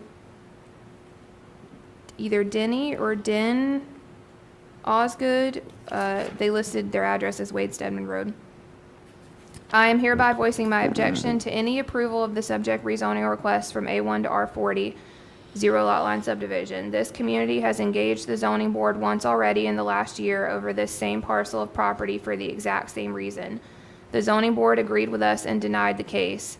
What has changed besides the builder? Nothing. I object because the subdivision will not be compatible with the rural nature of the Bethany area. I have concerns about flooding, water flow across the roadway, the presence of nearby beef and other farming, which new residents may find objectionable, land conservation, green spaces, lack of land use plan, the burden on schools, roads, and postal services, and the harmfulness to existing wildlife. Allowing this type of zoning will very likely kill the small family farm that is adjacent to the parcel in question. Is that what you want? How many more of these neighborhoods do you plan to allow on Wade Stedman Road? You must be aware that it will destroy this area. A1 is fine to build, this is not. Protect our rural area. Not happy, Denny Osgood. This is from Charles Royal, no address. I, Charles Royal, am sending this petition in objection to the approval of case P2101 with zero lot lines, basically for the same reason we rejected it a year ago. The state, county, postal service, Eastover water system, school board, or anyone else has done nothing to improve conditions to think this is acceptable. I don't think I need to list all the conditions we put forth last year, except that this property is not conducive for this type of expansion. Please help us in protecting the area that is already overbuilt for the conditions we have. Andrea Pearson. Zero lot line development in this area is not in keeping with the established neighborhoods. 2-acre lots is our zoning, which is dense enough so that water and septic systems can function appropriately. Please stop allowing such dense developments. They are destroying our natural resources and are negatively affecting everyone that has been living here for years, some of us for generations. I object to the approval of P2101. The same statement about it not being compatible with the rural nature of Bethany area, nearby beef and other farming, concerns about flooding from Big Creek, the burden on schools, roads, and postal services, and the harmfulness to existing wildlife. This is from Kim Schrock on Steeple Run Drive. I struggle to understand why any property in the county would be granted a zero lot line. Cumberland County east of I-95 is rural. There is no reason to have a zero lot line for any reason. I agree with those objecting because the subdivision will not be compatible with the rural nature of the Bethany area. There's nearby beef and other farming, flooding from Big Creek, and the burdens on schools, roads, and postal services. It is harmful to existing wildlife. That is already evident from the Drawhan Road project.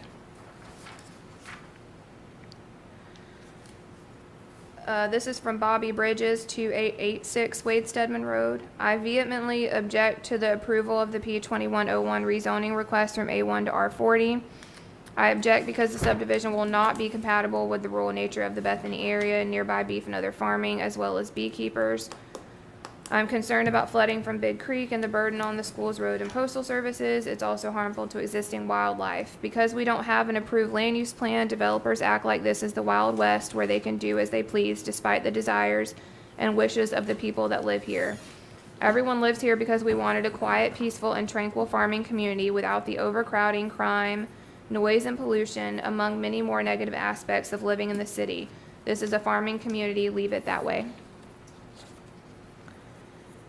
This is from Seth Wagner, no address. I object to the approval of P2101 rezoning request from A1 to R40, zero lot line subdivision. Flooding will be an issue and it does not keep the rural interest of this area in mind.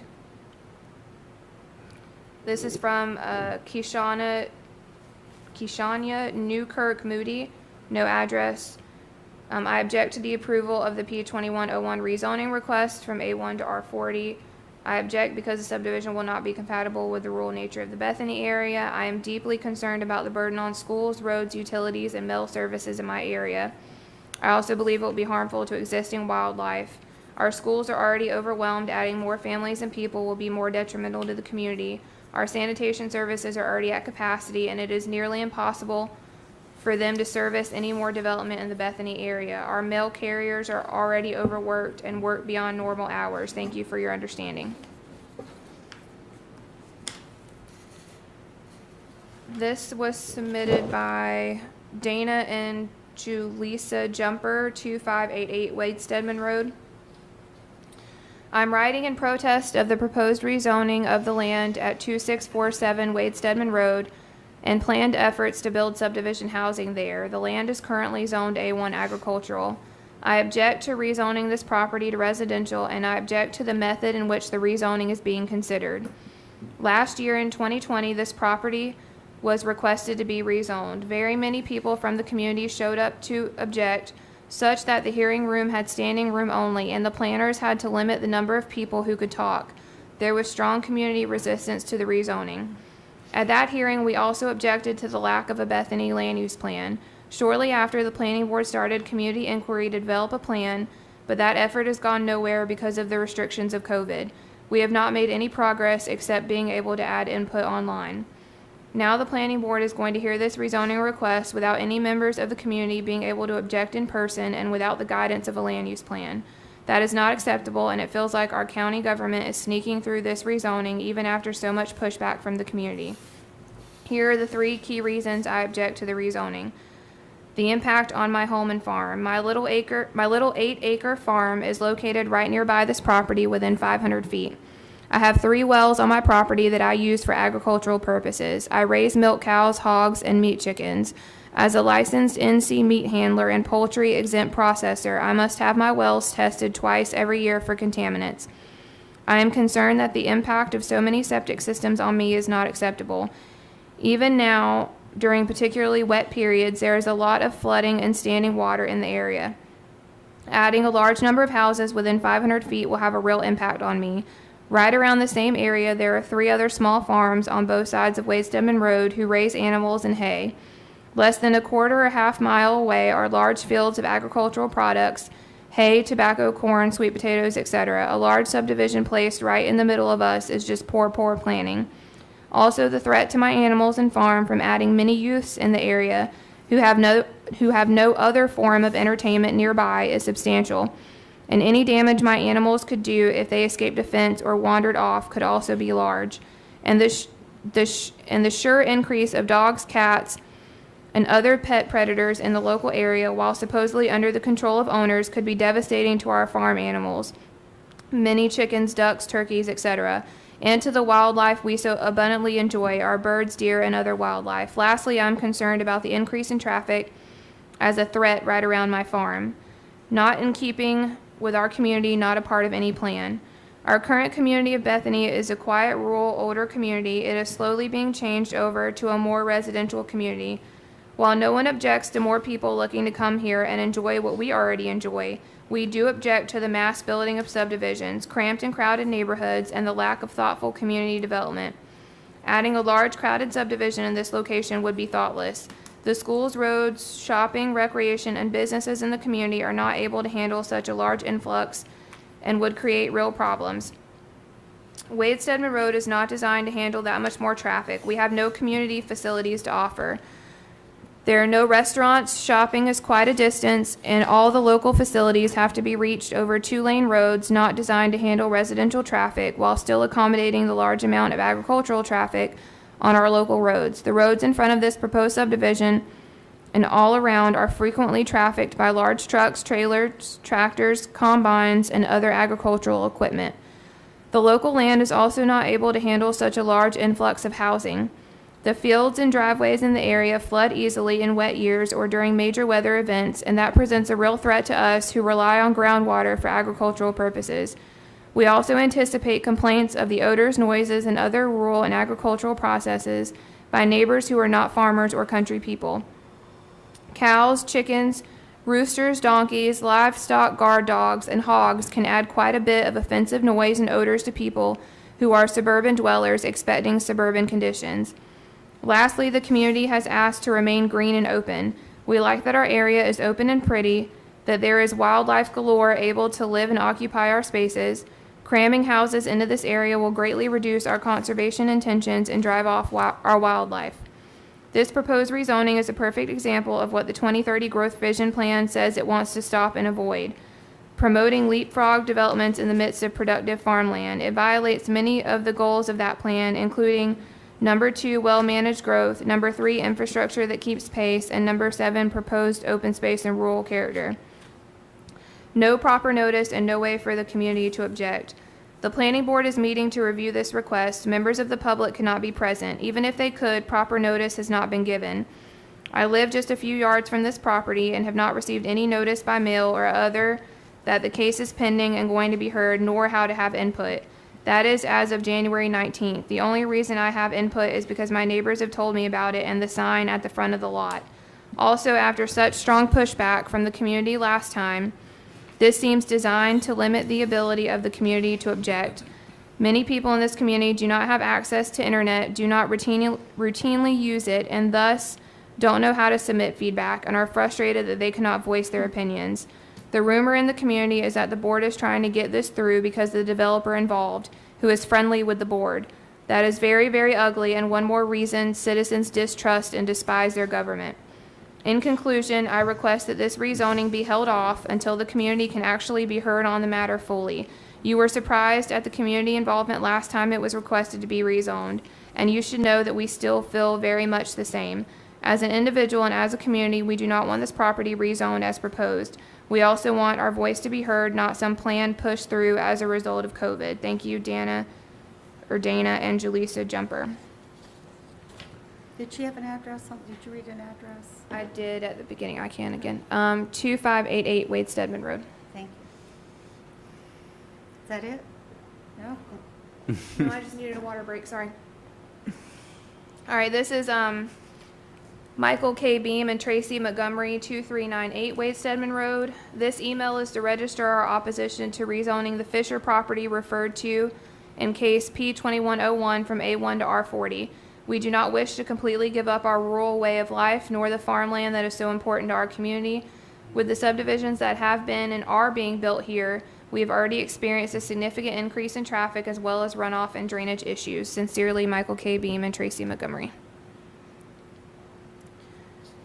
There is no address, but he does state, my name is Jamison Stewart and I own Stewart Farms Beef on Wade Stedman Road. This email is regarding case 2101 rezoning on Wade Stedman Road. I was there last year as this property was up again for rezoning.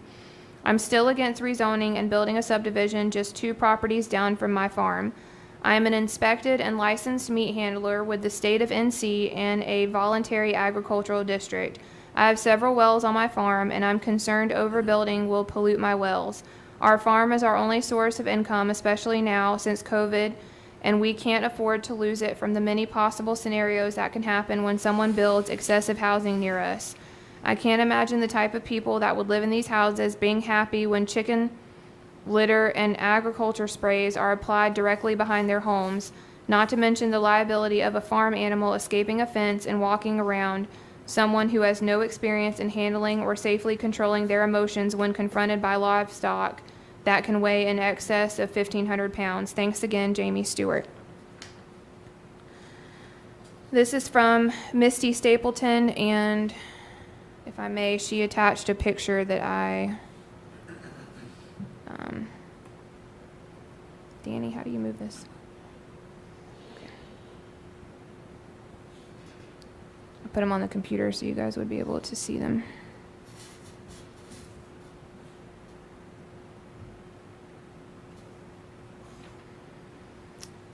Okay, this says, I'm writing this letter to formally state my vehement objection to the rezoning proposal for Wade Stedman Road, case number P2101. I have many reasons for my objection, but the top of my personal list is the drainage issue. The land that is up for possible rezoning currently has drainage issues that already affect my land, which borders half the land in this proposal and is across the street from the other half. Water runs across the road onto my land and downhill to my pond. I have attached a picture that I took Sunday after last week's fairly mild rain. In the picture, you can see the house that is currently on the land in question and how water from that land is draining onto mine. If you cover that land with the roads and houses proposed, the water will not be able to drain into the sand, which means it will all end up on my land, flooding me even worse. What doesn't flood me directly will bring the water levels up from the creek and swampland behind the parcels, flooding us from the back. Now add septic tank runoff to the water drainage, and my land becomes a sewer.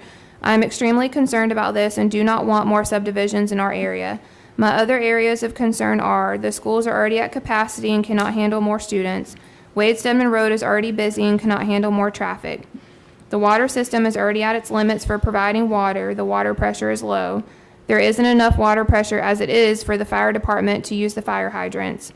Maxwell Road, the main road from this area into town, is incredibly busy and experiences accidents regularly.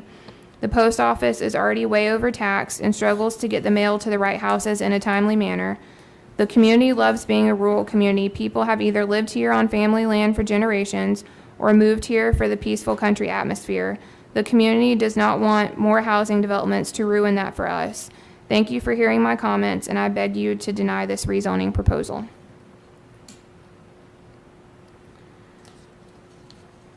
This was submitted by Jerry Collier, 2613 Wade Stedman Road. I own land adjacent to the land up for rezoning. As I stated in a meeting last year when they tried to rezone this land floods onto my land. I showed the board a topographical map which showed how the surrounding land drains onto my land. Putting 26 houses with septic tanks on land that floods and drains onto neighbors is not what the Bethany community wants. We do not want 0 lot lines in this area. I am for leaving A1 zoning as this lets enough land be open to allow water to penetrate the soil. Thank you. How many more we got there, Betty? Is it? At least maybe 10. Yeah, they're all saying the same thing. I think she could just read, give you the names for the record, because they are all very repetitive. Yeah. Let me just read their names and. Okay, sure. This one was submitted by Lori Ricks. It talks about the agricultural industry, flood-prone area, and changing the rural and farming area, which is similar to previous ones. This was submitted by Peggy White and Family, 1207 Bainbridge Road.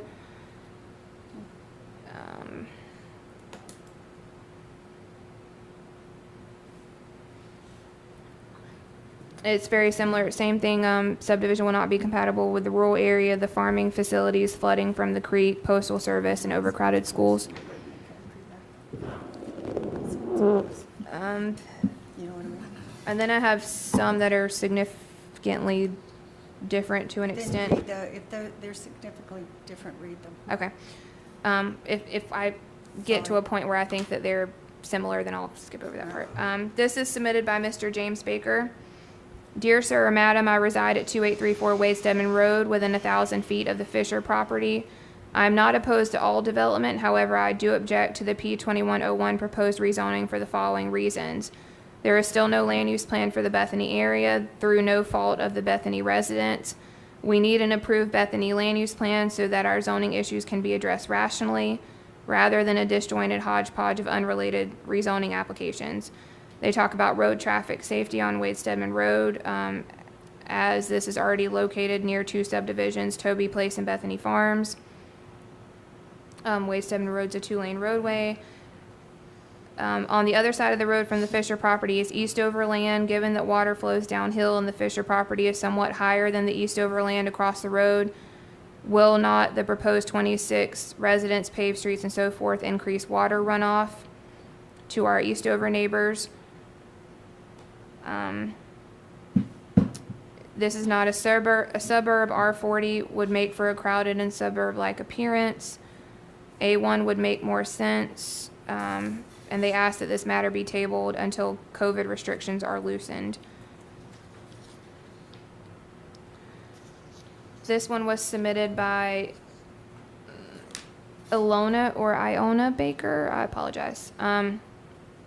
Dear Sir or Madam, as a fairly recent resident in Bethany, I feel I can safely say that proposed 0 lot line development will certainly go a long way to changing the character and feel of the area that I've come to love. Our house is within 1,000 feet of the new development on Wade Stedman Road and will certainly affect us. I am not against new development, but putting in houses without any kind of plan makes no sense. A year ago, we had high hopes for the planning meetings to prepare a land use plan for the Bethany area. Because of COVID and the precautions taken, those planning meetings have not taken place and there is no plan. We need to put a stop to granting new developments until there is a logical, cohesive plan. Although the proposal is being put before the planning committee again, the original problems with the plan have not been addressed. There would be 26 septic tanks as well as 26 houses with driveways for runoff that already in an area that already has water issues in the case of serious rain? And what will that do to the well water that people are using? We're almost through. She asked if they would be hooked up to their own well or have Eastover water, because the pressure with Eastover water is not that great now. These lots would be served by ESD, just so you know. And what will it mean for the fire department? Already the fire department has to send a water truck because the water pressure is not strong enough to fight a fire. She states that between Bethany Farms, the proposed development, and Toby Place, there would be close to 100 new families with at least 2 cars each within a distance of 1.5 miles. It's a huge influx of people. It isn't like putting up an apartment building in the city where water, sewer, electricity, and sidewalks and other amenities are already there. She states that this does not include the housing area already on Ruth Bunce Lane. Added traffic will cause extreme wear and tear on a country road. There are no streetlights for night driving. Children in these new homes will be funneled into overcrowded schools. Lack of green space and recreational facilities, and there are no side streets to safely ride a bicycle to the playground. I sincerely hope that you will not approve this proposal for development before there is official land use plan for Bethany. Yeah, go ahead, Tom. Okay. The people aren't here for us to ask questions, so I'll ask questions of staff. Because one thing we keep hearing is no land use plan. Isn't in fact half of this development in an Eastover land use plan where it's 2.5 years old? I believe it's on the western part of Wade Stedman Road. Is that not true? So the property is covered by 2 land use plans. So, I mean, technically Right. there's a land use plan for the entire subject property. The Eastover plan covers the west side, which was done in 2018. Right. The east side is governed by the 2030 plan. There's But just not in a small detailed 2018, area The plan. small area plan of Eastover does address the western portion of this. Correct. proposal. It was done in 2018. Then why have we been talking about Bethany needing a land use plan? That's on Eastover. The Bethany plan is currently in drafting with staff Okay, and but public does input. it include this area? Includes half of it. It would include the part that's currently covered by the Wade 2030 Stedman plan. Road is the boundary. So the area be on the right of your screen that's in this blue area that says rural area, that will eventually be covered by a Bethany land use plan when it is adopted. At this time, it's covered by the 2030 plan. We good? Okay. I did have a comment submitted by Stephen Bullard, 6132 Adatus Street. They submitted a picture of the zoning ordinance with section 1502 stating that the staff shall take into consideration, among other related issues, the following factors when considering criteria for their recommendation. He highlighted note C, which is the suitability of the request is related to the nature of the surrounding land area and any foreseeable effects on the surrounding area. He stated that changing this area from A1 to R40 does pose a major effect on the surrounding area. There is a beef and cattle farm beside the property, and a residential housing development here poses a major threat to shutting down that cattle farm. Any R zoning does not belong around any A zoning, especially when someone's livelihood is at stake. I did have more pictures submitted with this email. Give me 1 second here.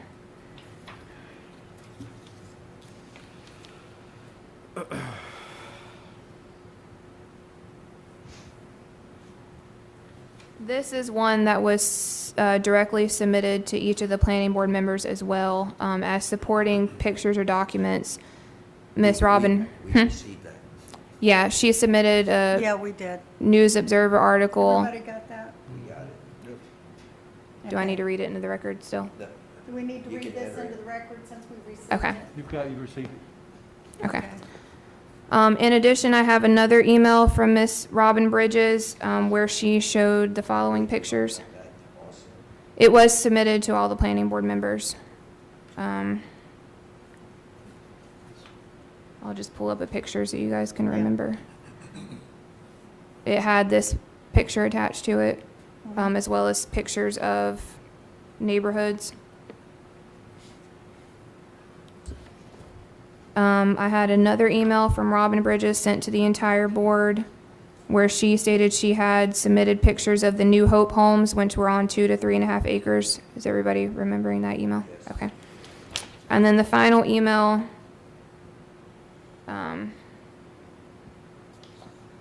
was where she included the link to current planning areas and the water flow picture in here, and talked about water and flooding issue from Big Creek and the issues with topography and the flood zone, and that was sent to the entire board as well. And with that, that is all the public comment I received. Did everybody get that one? Gotten a lot of them. Agreed? Okay, thank you. You are welcome. I'm going to go ahead and close the public comments at this time, and now we will, I will entertain questions and then also comments. Mr. Lloyd, do you want to start? I'll be glad to, because I spent 4 hours looking at this today. So the first thing I want to do is say, we got a petition. And that map that you're showing right there isn't even large enough for some of the roads that have the addresses. Well,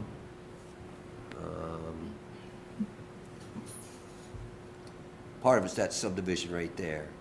And some of these problems, I want to start by saying with the staff, talking with the staff, this phenomenon called the drawbridge effect, which I never heard, where people move into an area, populate it, and don't want it to grow anymore.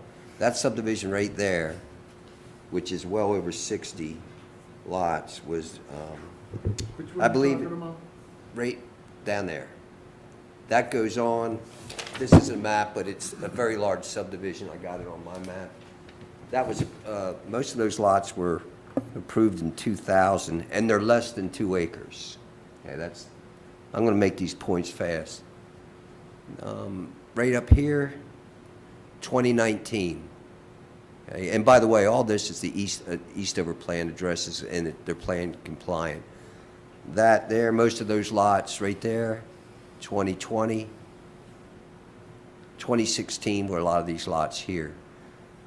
There's addresses in all these subdivisions, by the way, of people on the petition against this rezoning, yet living in these very subdivisions that are smaller than 2 acre lots. So I just want to point that out, because anytime I look at a petition, that's why I want to know where someone lives. It points out that it's okay for some to move out there, but we don't want any more. That area has water, okay? That was a good point about water pressure, by the way. But the infrastructure's there of water, and that whole area there is addressed by the Eastover plan. Some of these roads of the addresses, and I want to address these petitions, they were sent to us, the petition, and all these emails, so I read them. But Deer Stand Road is, look at that. Some of the addresses, more than 4 miles away. It's not even on this map. By the way, I was out here 3 times also. Tobacco Road is more than 4 miles away.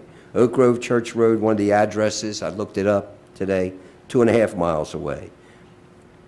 Hayfield Road, over 2 3/4 miles away of that address. So what I'm trying to say is a lot of the addresses of the people on that petition, which is the only thing I could go by, were well over 2 miles away. So take that for what it's worth.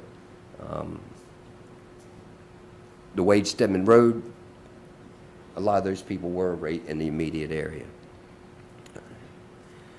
As far as the age of the lots in a lot of these subdivisions, well, one of the people who sent us a bunch of emails, from what the tax records say, 2017 was bought out there.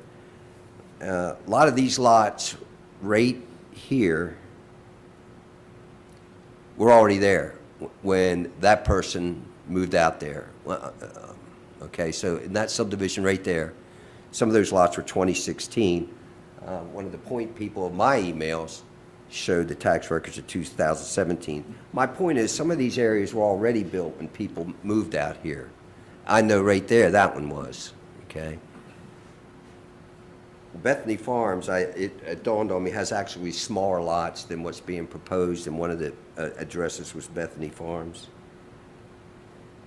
I pointed out that the Eastover Land Use Plan was done just 2.5 years ago, and that does address the western part of this. So yes, the Bethany land use plan is this part, but across Wade Stedman Road, that was addressed 2.5 years ago.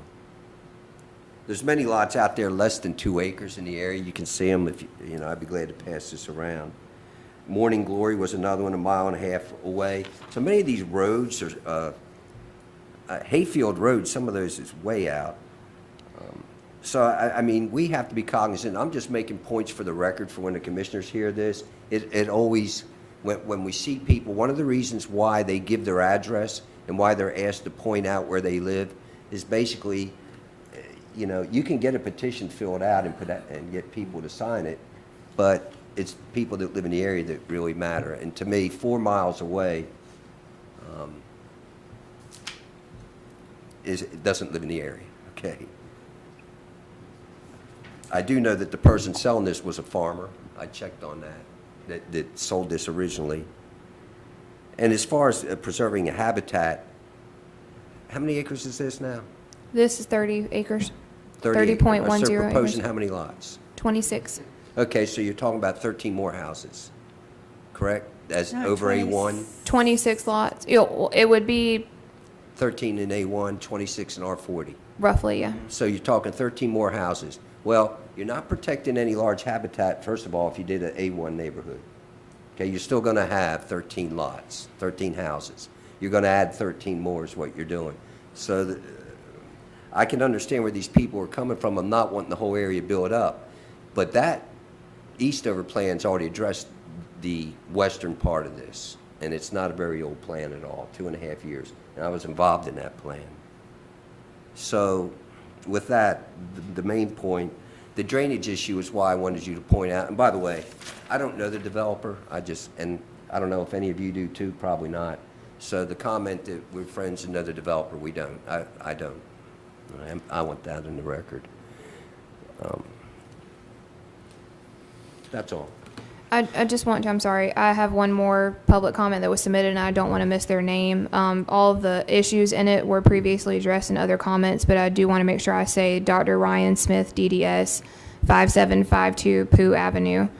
I just wanted to make sure I didn't miss that he also submitted a comment as well. Pooh Avenue is, by the way, right in there, and those lots of that subdivision, many of those are it's our 40A already, so. Yeah, it's a 0 lot line subdivision. So again, you do have some people signing a petition against R40 after they've built on an R40. I mean, what's fair is fair.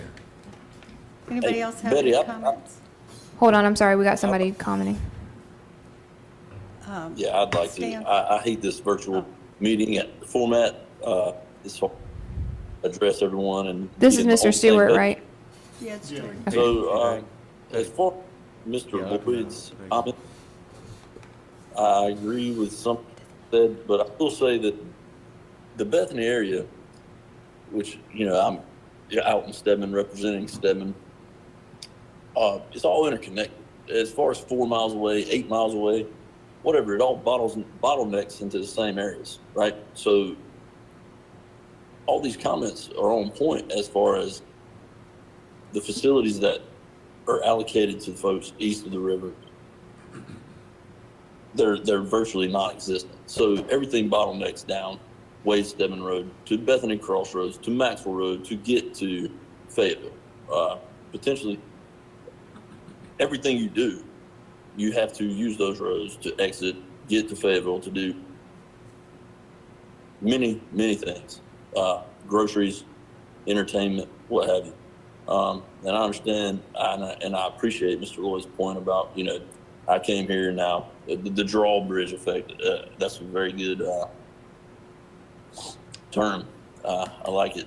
But so I think this plan is more well thought out than the previous plan as of last year.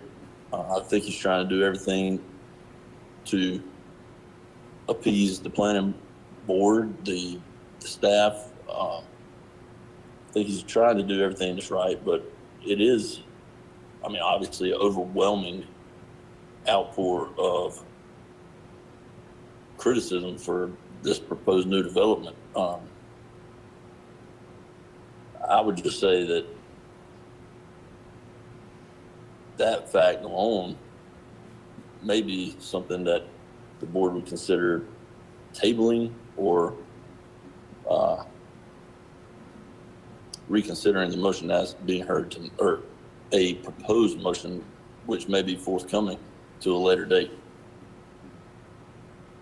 Mr. Manning? I noticed that someone said they didn't get proper notice. How far do we go out in our notices?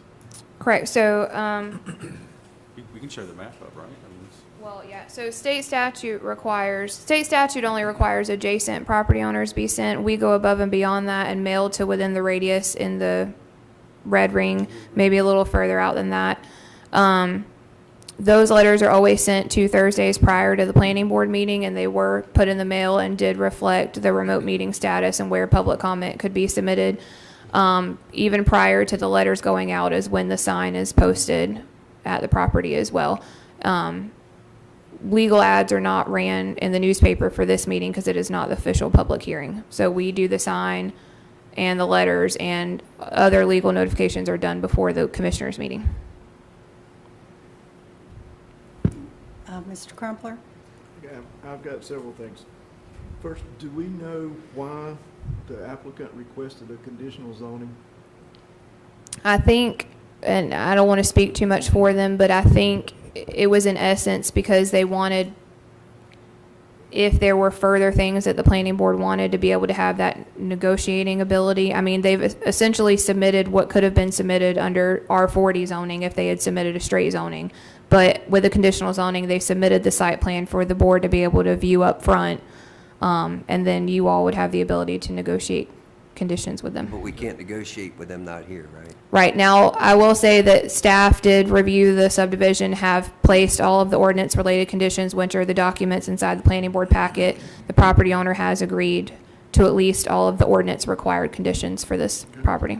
All right, the road, well, 2 cul-de-sacs that are going to service this, Correct. are they going to be built to DOT standards, or are we creating another issue like we were discussing earlier tonight?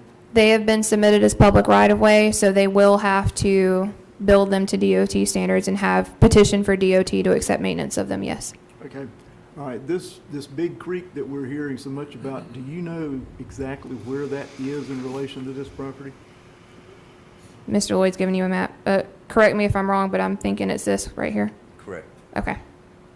Okay. Is it on that map? You can see kind of this dark line right here that kind of runs. It's I right think it runs out this Okay, way. I see it. Mm-hmm. in the blue. Okay. All right. We're constantly hearing with the people that objected to it about water runoff. We have several places in Eastover that we created a mess by building a subdivision. I'm a little concerned. They're building a retention pond in the front of one up here, and they're leaving open the back of the other section over there because it's obviously too wet to build on. Is DEQ on board with this retention pond over there? Where is this retention pond? If it gets full, where is it going? Sorry, I'm trying to can flip answer that. through the, so, again, Mr. Ben Stout, the agent, emailed as part of the record, and I can pass it around. He submitted the notice of intent for his construction of stormwater, and stated when he sent it that it would be in the areas labeled CA1, so that could mean both areas, Well, as long as. they were issued a stormwater permit by DEQ, correct? Correct. As part of their conditions of approval, they will have to provide code enforcement with proof that they have not only a sedimentation and erosion control plan, but any stormwater management plan required approved by DEQ. Which, that's been approved, because I asked that of him. And of course, we all know with retention ponds, the issues that come up later is who's going to take care of them. Yeah. Correct. They will have to form, because they are doing common area homeowners association with which they So would this maintain. area will have to have a homeowners association. Correct, because they're opting to provide open space as opposed to paying a fee in lieu. They would be required to create a homeowner association. Okay. I'm just really concerned about us creating a later civil matter where these adjoining neighbors are going to have to sue to get relief from what may be created from this because you've now got 2 cul-de-sacs, 26 driveways, and 26 roofs that are not going to let water run into it. They're going to let water run off of it. So I'm real concerned. We've got issues that we've seen in Eastover when you build this. It's amazing how much water, when you build that, runs off and it can't go in anywhere.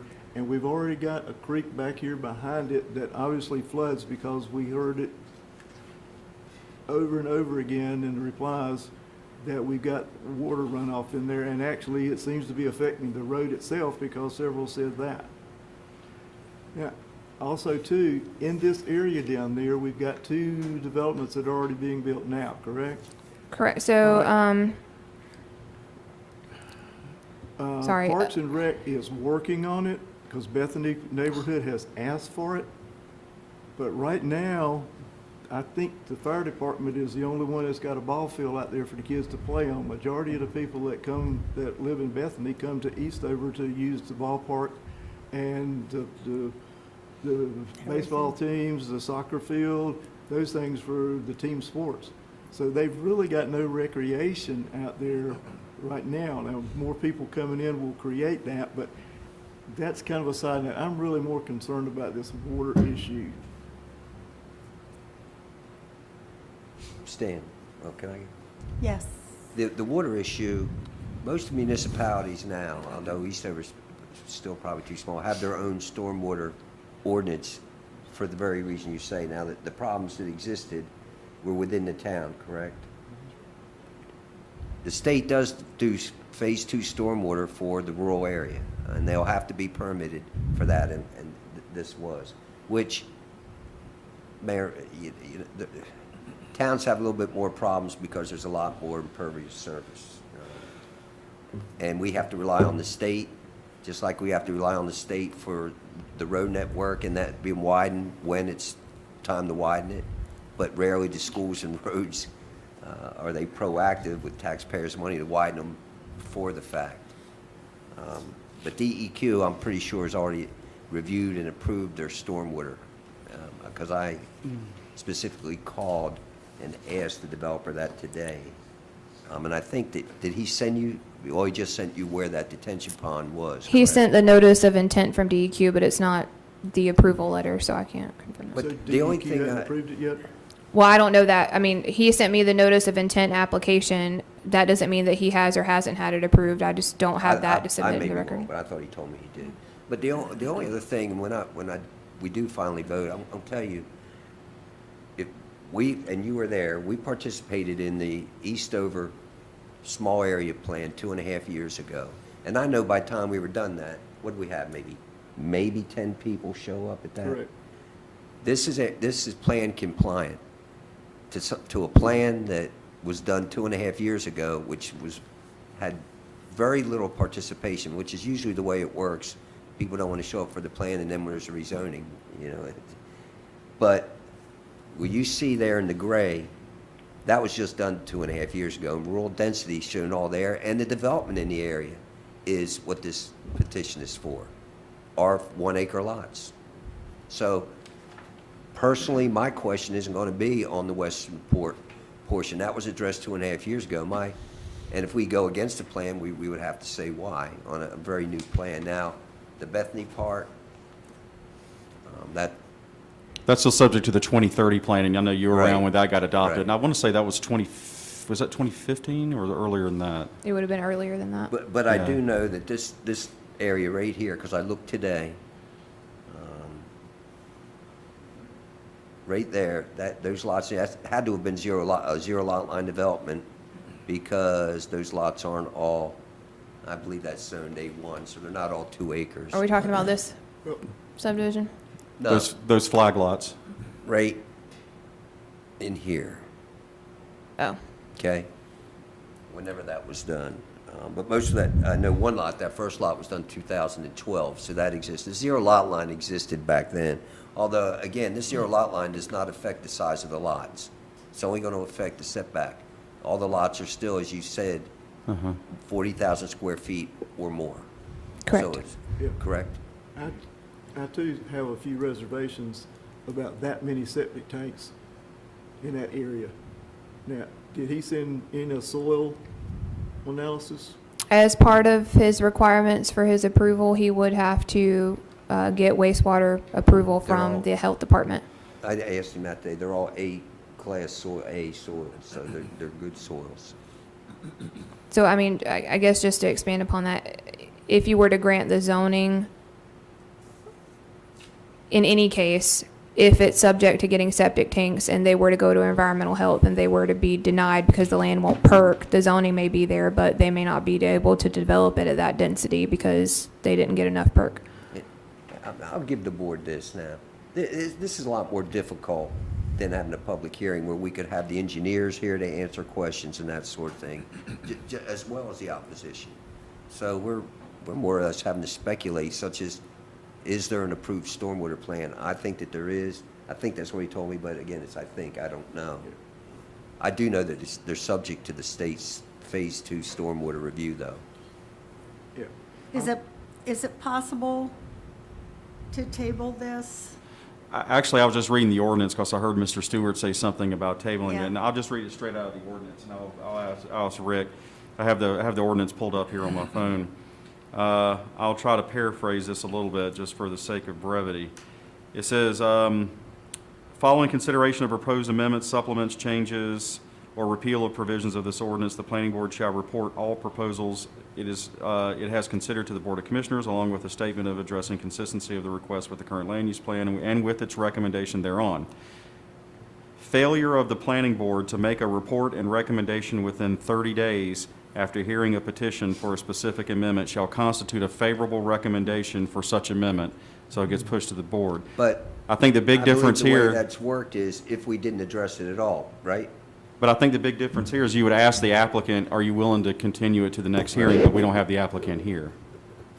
Well, I think it would be legal for the board to recess this public hearing or the matter that you're hearing now to a date certain, either next meeting or you could recess again further to get staff to direct further inquiries to the applicant and maybe just have them here. I mean, you've got some legitimate questions, and you've got to make you want to make your decision based on some of the answers to these questions. And unfortunately, this the way we were doing it's because of it being a remote meeting. But the Board of Commissioners actually sent one back not too long ago because that person said he was unable to come because it was during the COVID stuff, and the board itself wished that and he's already been back, hadn't he? Yeah, He was heard this meeting, yeah. Okay. He didn't show up again, though, did he? He submitted comment this time. Okay. All right. So what I'm saying is the Board of Commissioners has been pretty particular about affording people all the right they can to be heard. And I think if board members have questions that they would like to address to the applicant or to the applicant's engineers, then it would be appropriate for you to just recess this to a date certain. and we don't have to restart a whole public hearing. And No. go- That's, if you recess this to, what will be the next date what's your date in February? Excuse me, well, February's planning board would be February 16th, but we're in full anticipation of that being a remote meeting as well, so they may want to move it to March. Well, I'm not so, well, look, I mean, if we move it to February and it's a remote meeting, we could defer it to March if, we find out it's going to be a remote meeting instead of in person, but So that's there's the no way an desired. applicant can be here during a remote meeting? No way? Is that? Couldn't we have the professionals here on the remote meeting? The engineers are the ones that we may have questions for? The way we have to do the virtual meeting right now, no one can call in except for the planning board members. I mean, is that a law or is that just a? that's just the way we have it set up. It could be said, the reason for the remote meeting is to minimize the number of people Right. in this room at one time. It's for your protection, our protection, that's what it's for. I think we could set it up, I know that we have the technology capability for, well, if the applicant does, I mean, in order, I think Yeah. it'd really only take either a computer or a cell phone, so I'm sure I could do that. and you could do audio and visual with the applicant. Yeah. I'm real concerned about setting a precedent. If you do it for this one applicant, why haven't we done it for all these other people? So I Well- have great concern about that. Well, I think you could, if you have concerns about any of these cases, you could do it that way. I mean, I don't think it's come up. I mean, this is the first case that you've had that issue. Can I Well- ask a question, Madam Chair? Yes. So am I understanding that the concern basically, the reason that we're not going forward with this is because of the water runoff and the DEQ thing? Is that what I'm hearing, Mr. Crumpler? Well, I think there's several. Well, I'm not following then. I think that's one of them, because that's a major point that Sure. seems to be made by a lot of these opposition. But we can't ask the engineer about the erosion control plan. But isn't What- that something that's being addressed as far as the conditional stuff, is that they have to go through and apply for all that? And so if it doesn't, as Ms. Lunt said, if it doesn't go through and pass, then they don't get to develop. Right. Then at that time, I don't think the residents would be satisfied with the fact that we just passed it, and then they have to go through that step. I think they would be more pleased with us finding out for sure what is actual, as far as what do they have a DEQ? I'm pretty sure he plan does, approved? but I can't, I thought that's what he said. I had that specific question, so I called and asked that he give Betty, that's why she has the store. Didn't he submit the detention pond today, right? It's the notice of intent, and of course I can pass it around for the board. So I may be wrong, though. I may have not heard that he already had the permit. I think there's several I think questions I know that we what would you're- like to ask both sides, because from what I gather, the residents of the Bethany community would like it to stay A1, but some seem to be objecting completely to the fact that it's going to be built. Some seem to be okay as long as it's being built, because there's another one already under construction that is A1, and they seem to, or several that I've seen, have seemed to agree with it, with those being built, but some seem to agree with nothing being built, but others will accept an A1. And when you're making decisions that are going to affect everybody's life, both sides, it's kind of good to talk to the people whose lives that you're affecting, to make sure that we get a compromise that everybody can live with. We may not all be happy, but we can at least live with it. And I think there's some in their group that don't want anything there, and they've got to accept it. It's going to come. It's going to come to that side of the river, period. It's coming to Eastover. Right. It's coming to Wade. It's coming to Clement. It's coming all out there, because the farmers that are there now are dying, Yes. and their kids live somewhere else. And they're selling the property because the kids aren't coming back here.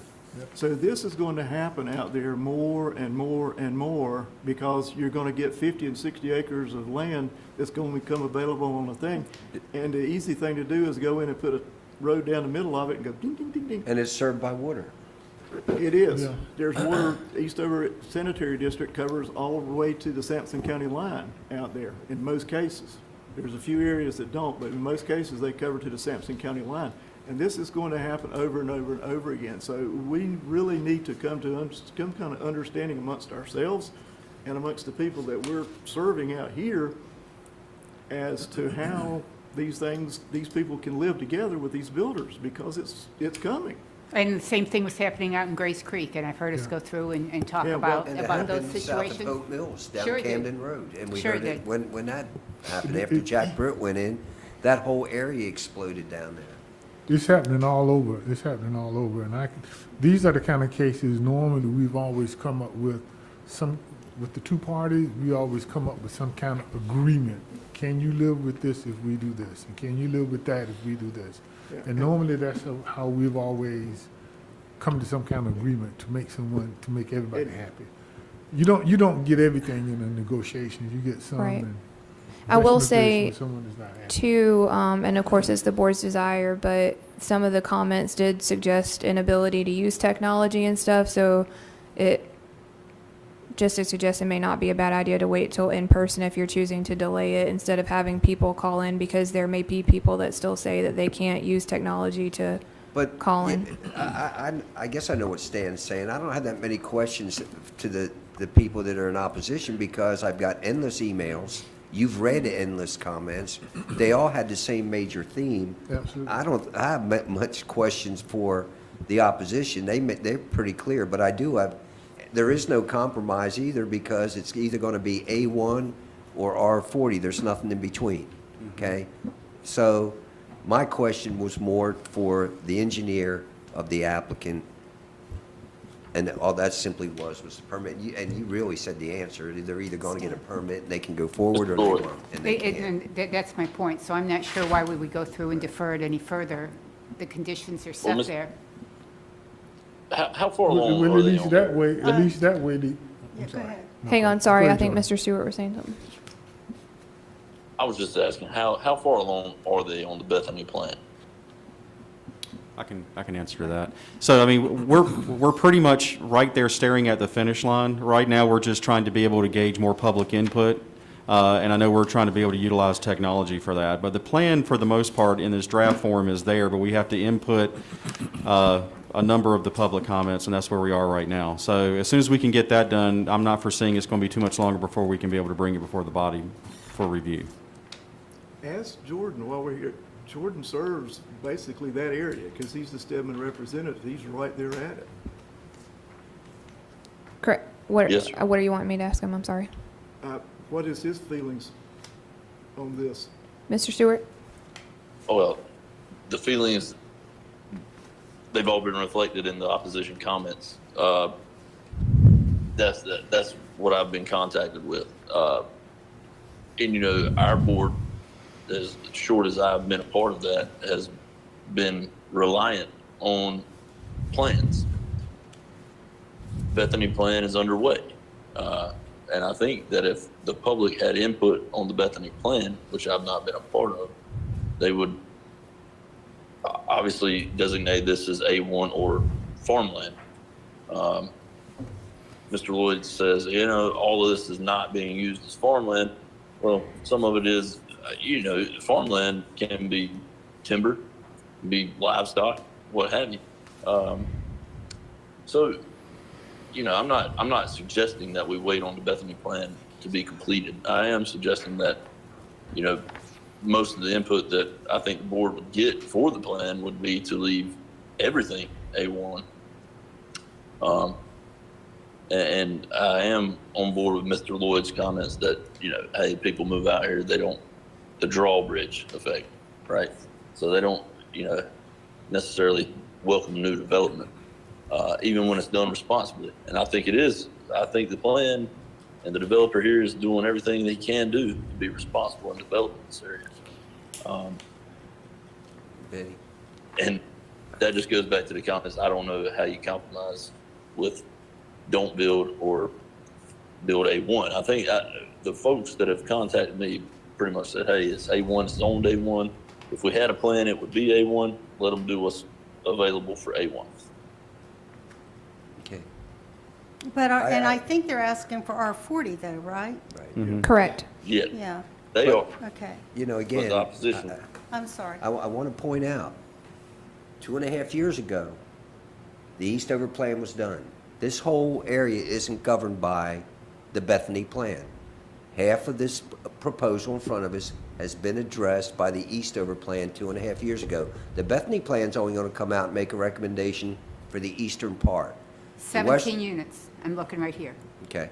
Well, what I'm saying is, the Eastover plan's done, and it was done 2.5 years ago. All those people were notified. I was there. So, yes, we can wait for the Bethany plan, but the Eastover, that's only going to address half of this rezoning. The Eastover plan's already addressed the other half, the western half. We wait for the Bethany plan, we'll be waiting till the end of the year. We may be, right. So what you're saying is that we're only talking about 8 houses. For the Bethany plan. For the Bethany plan, it's a difference of 8 houses. Because there's only, Right. there's But the rezoning will make a difference of 8 houses Yes. based on that portion From of this A1 to the proposal. R40. 8 additional houses. 8 additional that houses. they could build with the new zoning, Correct. right? Yep. But they can still build with the A1. Right. Betty, both sides of the road are currently zoned A1 though, right? Correct. So So we wouldn't be violating a land use plan by doing the Eastover side, but we don't, well. if you were to only recommend, 30 plan on the Bethany side. the 2030 plan calls for density as high as 2 units per acre as well, which would be the same density that the Eastover plan calls for.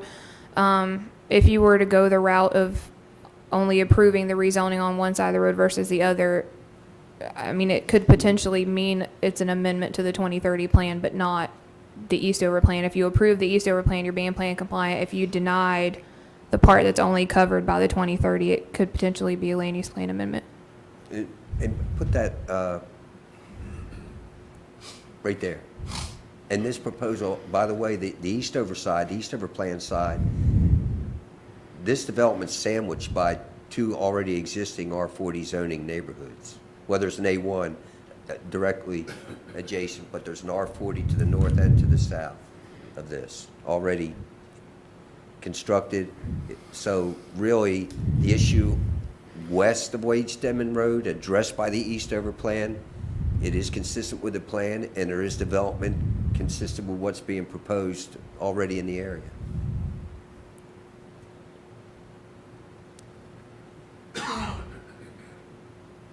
What's your pleasure, board? Have any? I'd like to move that we accept this and agree with the staff recommendation. I second. Okay, we have a motion on the floor and a second. I'll take the vote. Any further discussion? Mr. Burton? Opposed? Mr. Manning? Chair Wheatley? No. Mr. Crumpler? No, Mr. Lloyd? Yes. Mrs. Moody? Yes. Mr. Williams? No. Ms. McLaughlin? Yes. And Mr. Stewart? No. Say that again. I'm sorry, Mr. Stewart. No. No.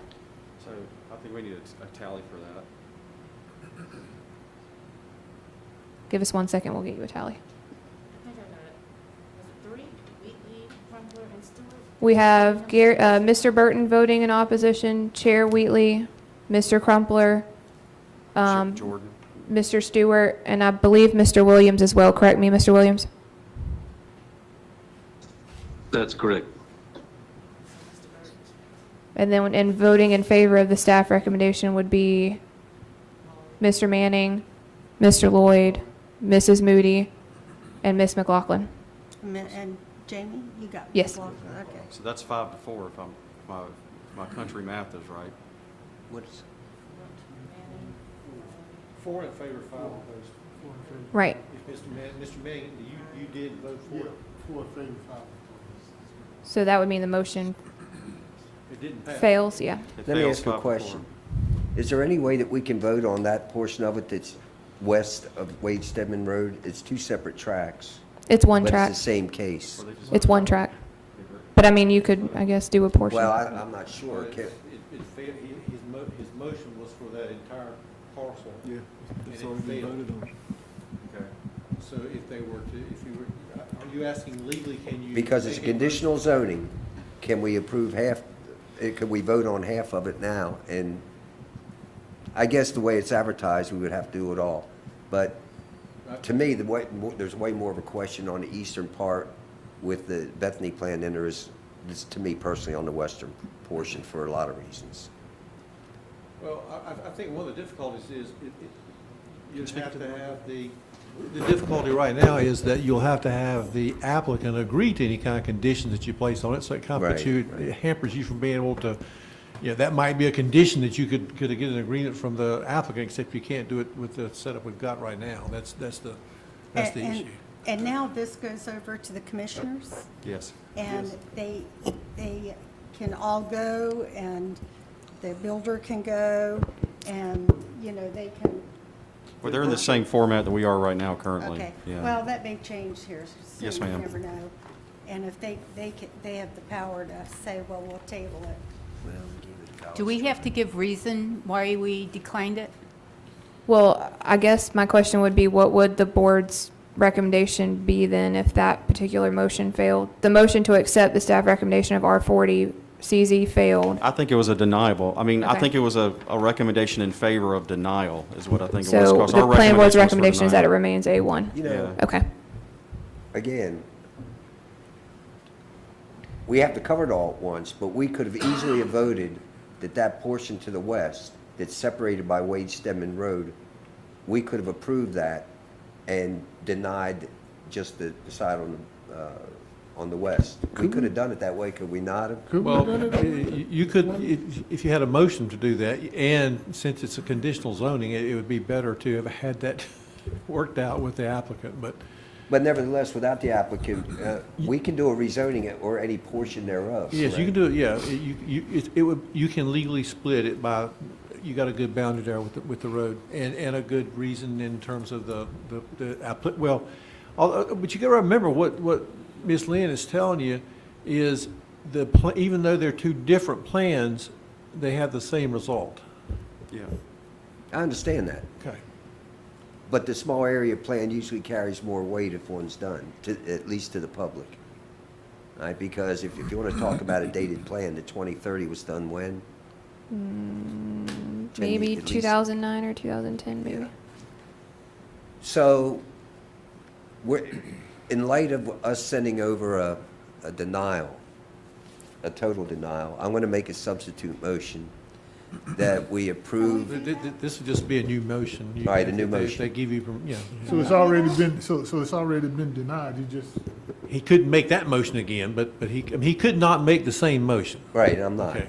I'm going to make a motion that we approve the area to R40 on the western part of Wade Stedman Road, To straight R40 or to the R40 conditional zoning? R40 conditional zoning. question. Do you think we're going to get the same type of opposition from everyone, Yeah. from the community again? If that be the case, I think that what you had said earlier about getting the professionals in so that the residents can understand, I agree with you, this is going to take off eventually anyway, one day. The residents need to be satisfied, I need to understand, I think, what that stormwater runoff is really going to do. I think they need to understand that from the professionals. Then they may not have so much opposition. That's just my feeling on that part of it. And Again, I got to look to Rick. We yeah. voted on this to deny it when we could have had the opportunity to postpone it, right? Well, we talked about that. Right, but no,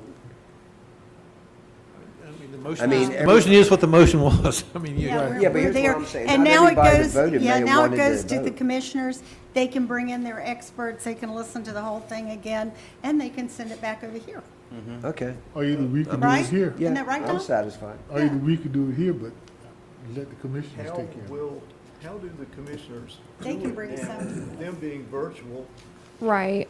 So our notice letters will state, as they have when the commissioners have done remote meetings, similar verbiage to the planning board notice letters, except that public comment is submitted to the clerk to the Board of Commissioners instead of to me. Correct me if I'm wrong, Mr. Morfield. but- It's very unlikely that the Board of Commissioners would allow that many people.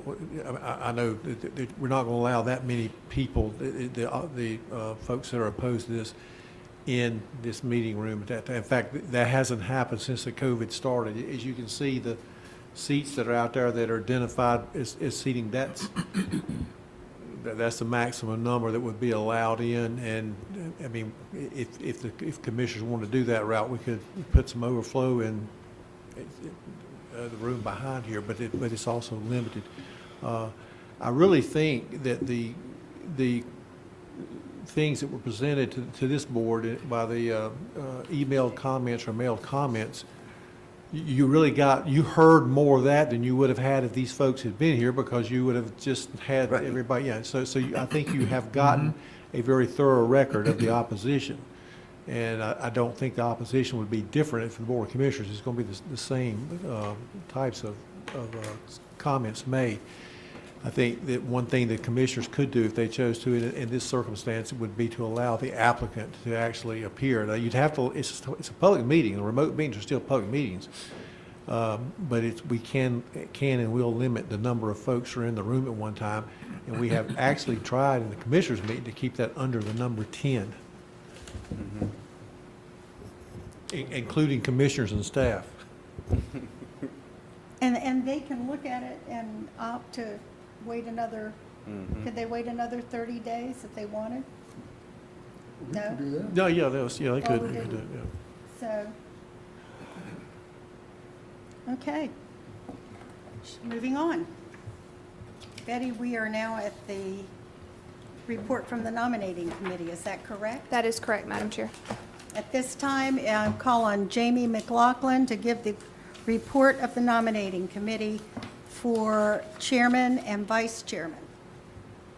Okay, we met last week, and we didn't want to lose you, Diane, but we know you're going to do great things in Raleigh. We decided to nominate Stan as the chair, moving him up from vice chair to the chair, and Tom Lloyd to the vice chair. So that's the slate we have. Okay, and so we present the slate, and we'll have the election in the February meeting, which I will still be here. That will be my last meeting. And Mr. Attorney, I guess that if anybody has another nomination, they can make it at that time. Is that correct? I don't think you have any rules that address it, so I think you certainly could unless you have rules that address it. I don't think you do. No? I Okay, have- so if somebody wanted to, But Go ahead. Mr. Howard may know more about that than I do. Yeah, so I mean, I think that since this is all relative to the fact that we're filling a seat that's being vacated, I think that the term is just for up until the end of June. And then at the end of June, we'll have new officer elections for the next year. okay. Jamie, thank you very much. We appreciate you handling that. And at this time, we will have some discussion on the zoning and school zoning. And Sue, this is the opportunity. I do know that we've asked, or I asked and talked with folks to ask, is it Whitley? What's his first name? Correct. I have emailed Mr. Mark Whitley and Mr. Sean, and I'm going to totally probably mispronounce it too, but I think it's Tyrone. Right, and just a little history. Yes, ma'am. Mark is the one that used to come to the planning board meetings, because when I first came on the planning board from the school board, every meeting I would say, look at those numbers of that school. They are really overcrowded. I quit that after Mark Whitley pretty much said, well, y'all don't need to look at that because we'll handle that. That's their job. So we can, you can always bring it to their attention and we can try again. But, and Tom, I've got it, right? I guess you remember when we asked him to come, and he came for, what, 2 or 3 or 4 meetings maybe? And then he didn't come anymore. So the attitude then, but may not be the attitude now. You know Okay. what I'm saying to Yes, you? ma'am. It could have changed. So we have invited, and hopefully they will come and talk with us on that. Was there any other, and as you did see the numbers, I Yes, went and through. thank you, Betty, for fixing me. I kept had looking. them reversed, and Right. so that was good. And maybe what we'd also like to ask, and we could get, is what, all the schools in the entire county, and what are the capacity, and where are they at, just so you have an idea, because they can move students around, which they do avoid, but, those kinds of things. And they may be doing that, and we don't know anything about it, because we do not, that's about all we get from the schools is numbers. So, yes, sir. When we see these things that go out to the fire departments and other agencies, don't they go to the school system too? Correct. So Mr. Whitley used to be the one to report the numbers to us when he was promoted to his new, which is essentially planning director for the school system position. Mr. Sean Tyrone was the one who provides this, but we send each case individually to them, and they respond back individually with each school district and the numbers. And typically, they choose not to respond back, correct? If there are numbers on the staff report, that response came directly from them. If you were to see a line on the staff report that says comment requested, none received, it would be because I did not receive a comment from him. But they never make a recommendation, yes or no, about, No. They go no further than reporting the They've never numbers, done it. yes. We've asked them. When it first started, they were asked to, but they won't do it. And so I guess my question is, who goes through and asks them to see the plan? Is there a plan? How do we go through and address that? So the one that we were just talking about, you know, Cape Fear High School is at max. So is there a plan from the school system to go through and address that? How do they do that? So I would think it would be incumbent upon this body to go through, and we're talking about stormwater, we talk about how many toilets, you know, there are at a particular commercial place. I want to talk about how many seats we've got in classrooms for kids before we build more houses in that area. So who's responsible for that? If we're not, who is, and how can we get that information? That's just my question. We are, but the last part of that's the important part. How do we get that information? You know, and you mentioned part of it, which was told to us that they're not going to divulge any sort of adjustment to the school districts because it would cause too much. And I was told this by Whitley himself. You let that out, and you have a premature uproar from people as to their kids may be changing high schools. Okay. I'm a Although retired this- school teacher. I appreciate that. But when I was Jack told. Britt was built. I was told a couple of years ago, and it may have changed, that the next high school at least was probably going to go east of the river. But that's all I was told. And lucky I was told that. And see, and They I've just heard don't wanna it's going out divulge. between 71st and Grace Creek because of what, and Jack Britt because of And- what happened with Jack right. Britt. Yeah, so it is all just rumors, but also too. Numbers move all around at that point. yes, ma'am. Also too, if they divulge where they're going, then the property values go Right. shooting That's- up. Sure. Where That it's was gonna the cost them original more money. reason. Sure, so I don't know what the answer is to all of it, but I would think that Well, we have, per your request, invited it sounds good, and I some appreciate folks to it. come and give us some information and direction. If we don't get any, we can always send a letter or have a meeting with commissioners. I think the answer is going to be what it is with roads. Anything that's financed by taxpayers' dollars, the need's going to have to be there a lot sooner than the action's going to. It's not going to be proactive because it's reactionary. It's taxpayers' money. They're not. I hear that. Then they're also not gonna build a school bigger Right. than what they think Right. is what they need. I think when they built, you would know more than I do about this, but when they built Britt, it filled up a lot sooner than it was projected to, correct? They built houses all around that school. Right. It was out there in the middle of a field. I went there, yes. Almost alone. When they built Mac Williams, they opened it up with huts. Yeah. I will say another number that won't probably ever be reported by the school system because it's brand new is the virtual academy. They now have an elementary, middle, and high school that is fully virtual and will remain even past COVID, where students attend virtually. So Well, will that affect the numbers that get reported to us? That's the kind of thing we'd like to ask Whitley. yeah, the numbers that they report are as of, I'm assuming, the date that we request the comments. Well, don't assume. So I mean, Well, there's a lot month of from now, those questions. numbers may change. Yeah. Can we ask that Whitley come to one of our meetings? I have. Yeah, I we did. requested that he Yeah. came. He's good. I requested have. that they come to February. I have not received a response yet. So, in a couple of days, I'll reach out again. And when these schools, Sue, when you see the numbers and they're over, we want you to ask, well, where are you putting them?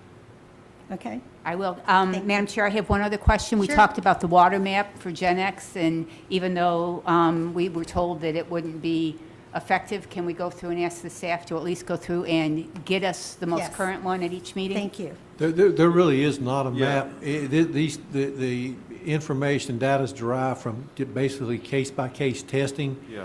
And the reason that the area expands is Camorsis keeps going out further, and that's what's happened. But at least by mid-December, you could regard it as being a 12-mile radius. That was what If I could, I'd just like to see it on a map if that's possible. I mean, we could, there's no official map. I mean, we could get a map and get a radius put around, 12 miles out, but there's no official map. Maybe the health department has I- something that would identify the areas That are where tested positive. that are affected, or somebody.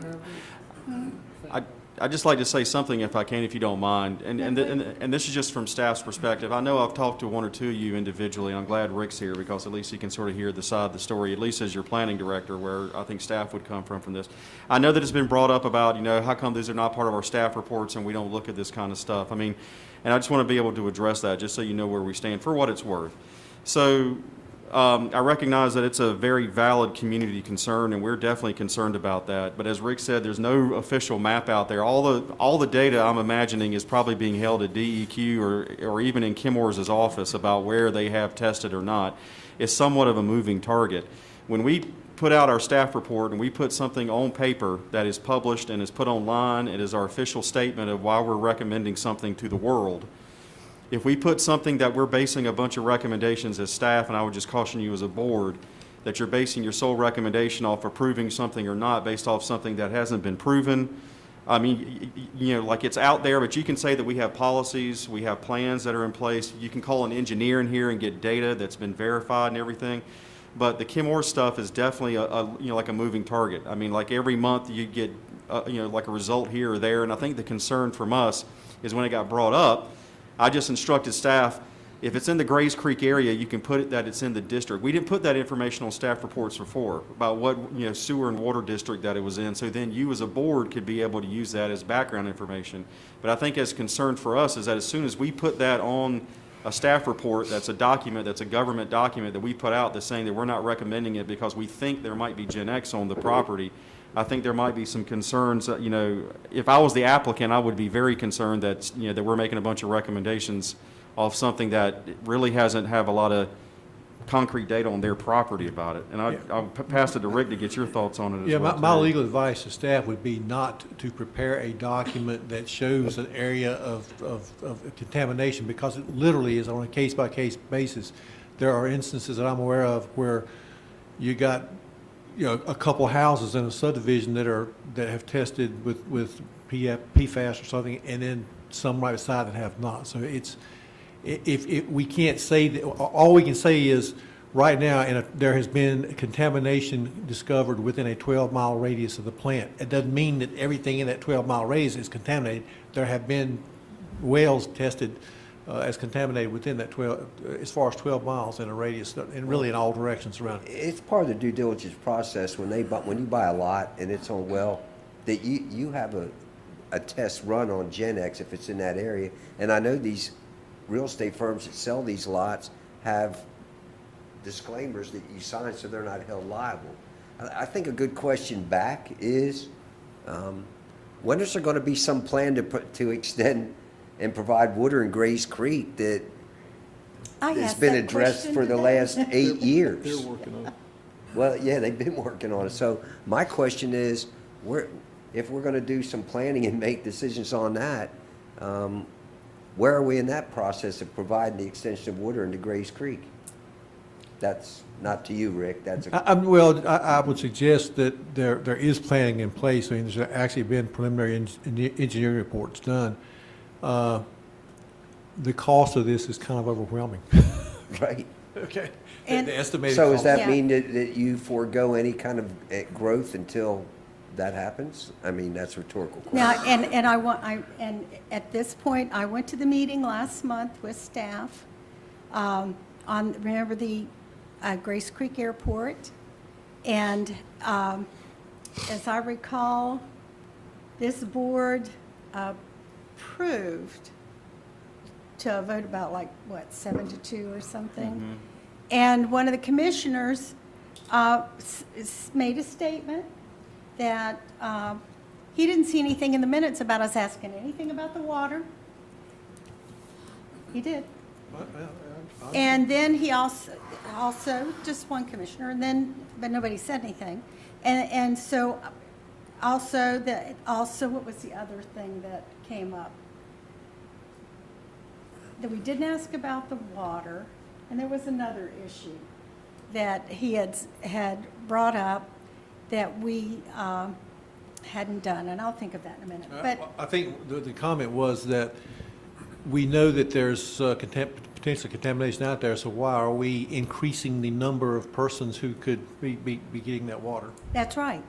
But has Thank the you. county put any ban? on- No, and here's the other thing. With that, you know, we passed it, and they unanimously, correct, approved it, Denied it. Denied it. or denied it. Yep. Have I got it right? We approved, they denied. Right. Okay, I had it backwards. I don't think it had to do with Gen X on this No. at all. No, it didn't, but, so, you know, and that's the reason I even bring that up through discussion, is it's very important that the folks that are supposed, Mr. Chairman, to be, the folks that are at large need to be at the commissioners' meeting so you know what's happening. So they didn't ask me a question, but I did, in fact, go up before they went into closed session and addressed with them that the planning board did everything correctly, and the commissioner acknowledged that, and said that, you know, one of the other commissioners showed it to him in the meetings on the two issues that, you know, but it's good to have somebody there, because you don't, every little thing we do is not in the minutes. You can't have every word in the minutes. Doesn't even make sense to do that. So sometimes things are brought up. So you need to have somebody there to, you know, just to keep the record straight. And they're not going to ask you, but you can go up after and talk to them and set the record straight. I keep waiting for them to call on one of us. They never have.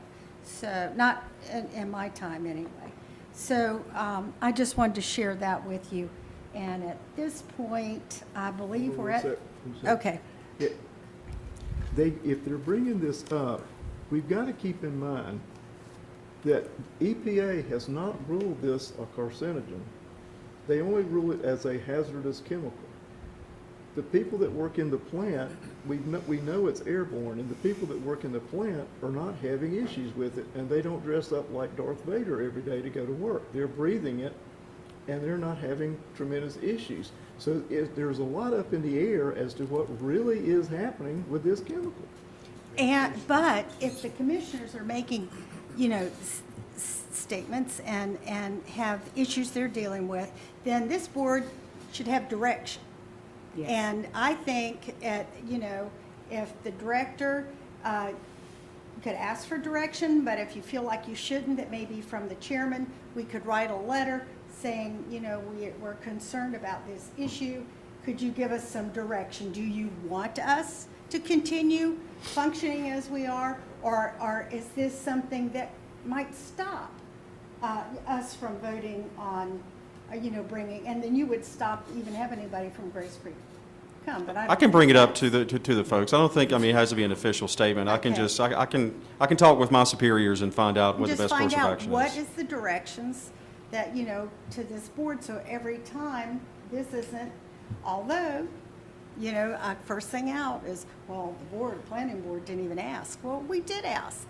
I asked. Well- One of y'all asked. We asked.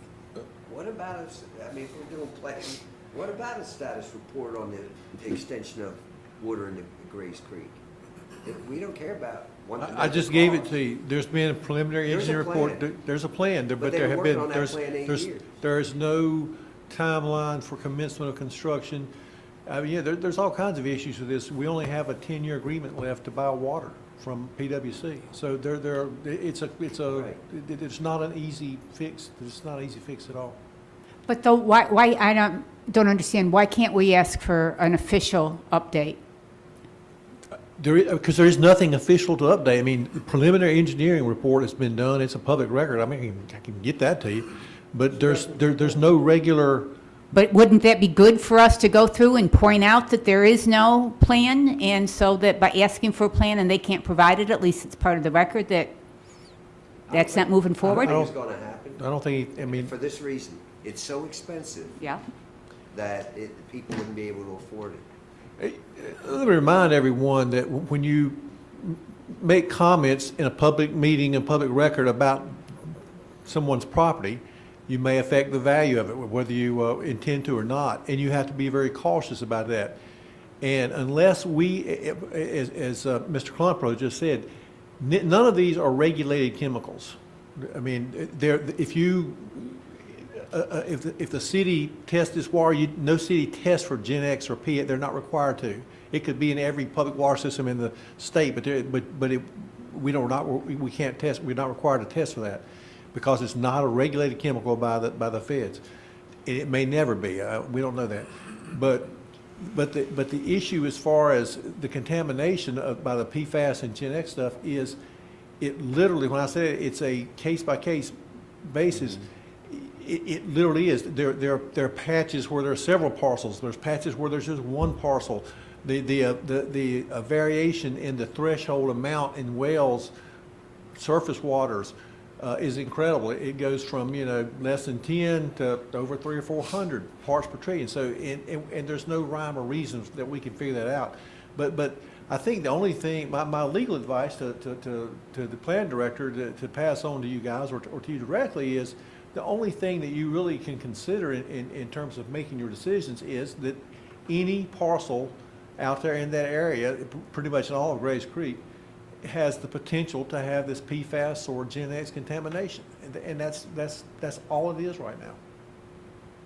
Unless you know specifically that you have a lot, and we do have listings, or I mean, it's actually, I think it's available on DEQ's website, of the wells, the parcels, but none of those, all of those are for the most part individual residences, because when you got a developer that's like the parcel across from that airstrip out there that the planning board approved and the board of commissioners denied, there are no wells on that parcel. Nothing has been tested yet.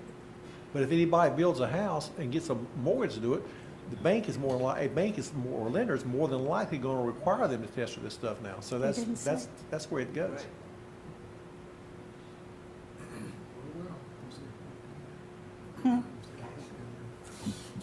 Okay. Well, Mr. Director, I think you understand where we are. So if you have an update for us?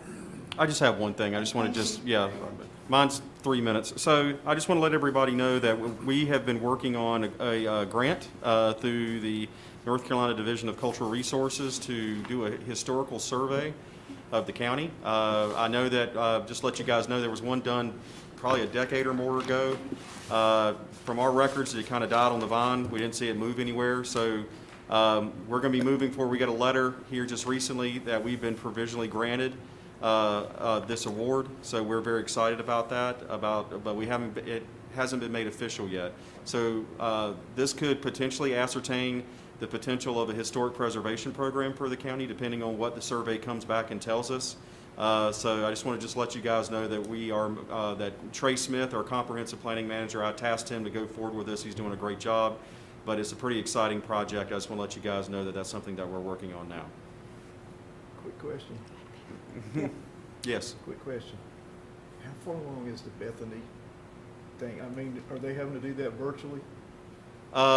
We are having to set stuff up virtually just because we can't meet in person, but Trey's doing a good job to get that put together. Just to be honest with you, we are there. I think the draft is there. We've heard people loud and clear about the recommendations. We're just trying to fine tune getting some more input so we can say that we've heard everybody, in an equitable fashion, and then we'll incorporate that in and then push it forward. But it's pretty much there. Have you had a hearing of any kind, or I know you can't have a person, how are you getting input? It's going to be by a Zoom meeting. We send out a Email? link, and then Okay. because these Zoom meetings can take 150 people at a time in a room. So, but what we're seeing is an average about 30 to 50 people that are showing up at the meeting. So we think we can accommodate it in a virtual platform.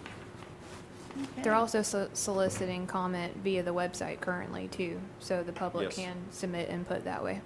Okay, good. Anything else, board members? Everybody that's on the phone, anything? I move we adjourn. Second. We are Mr. all in Burton? favor? Aye, gone. Finished. All right, nobody's.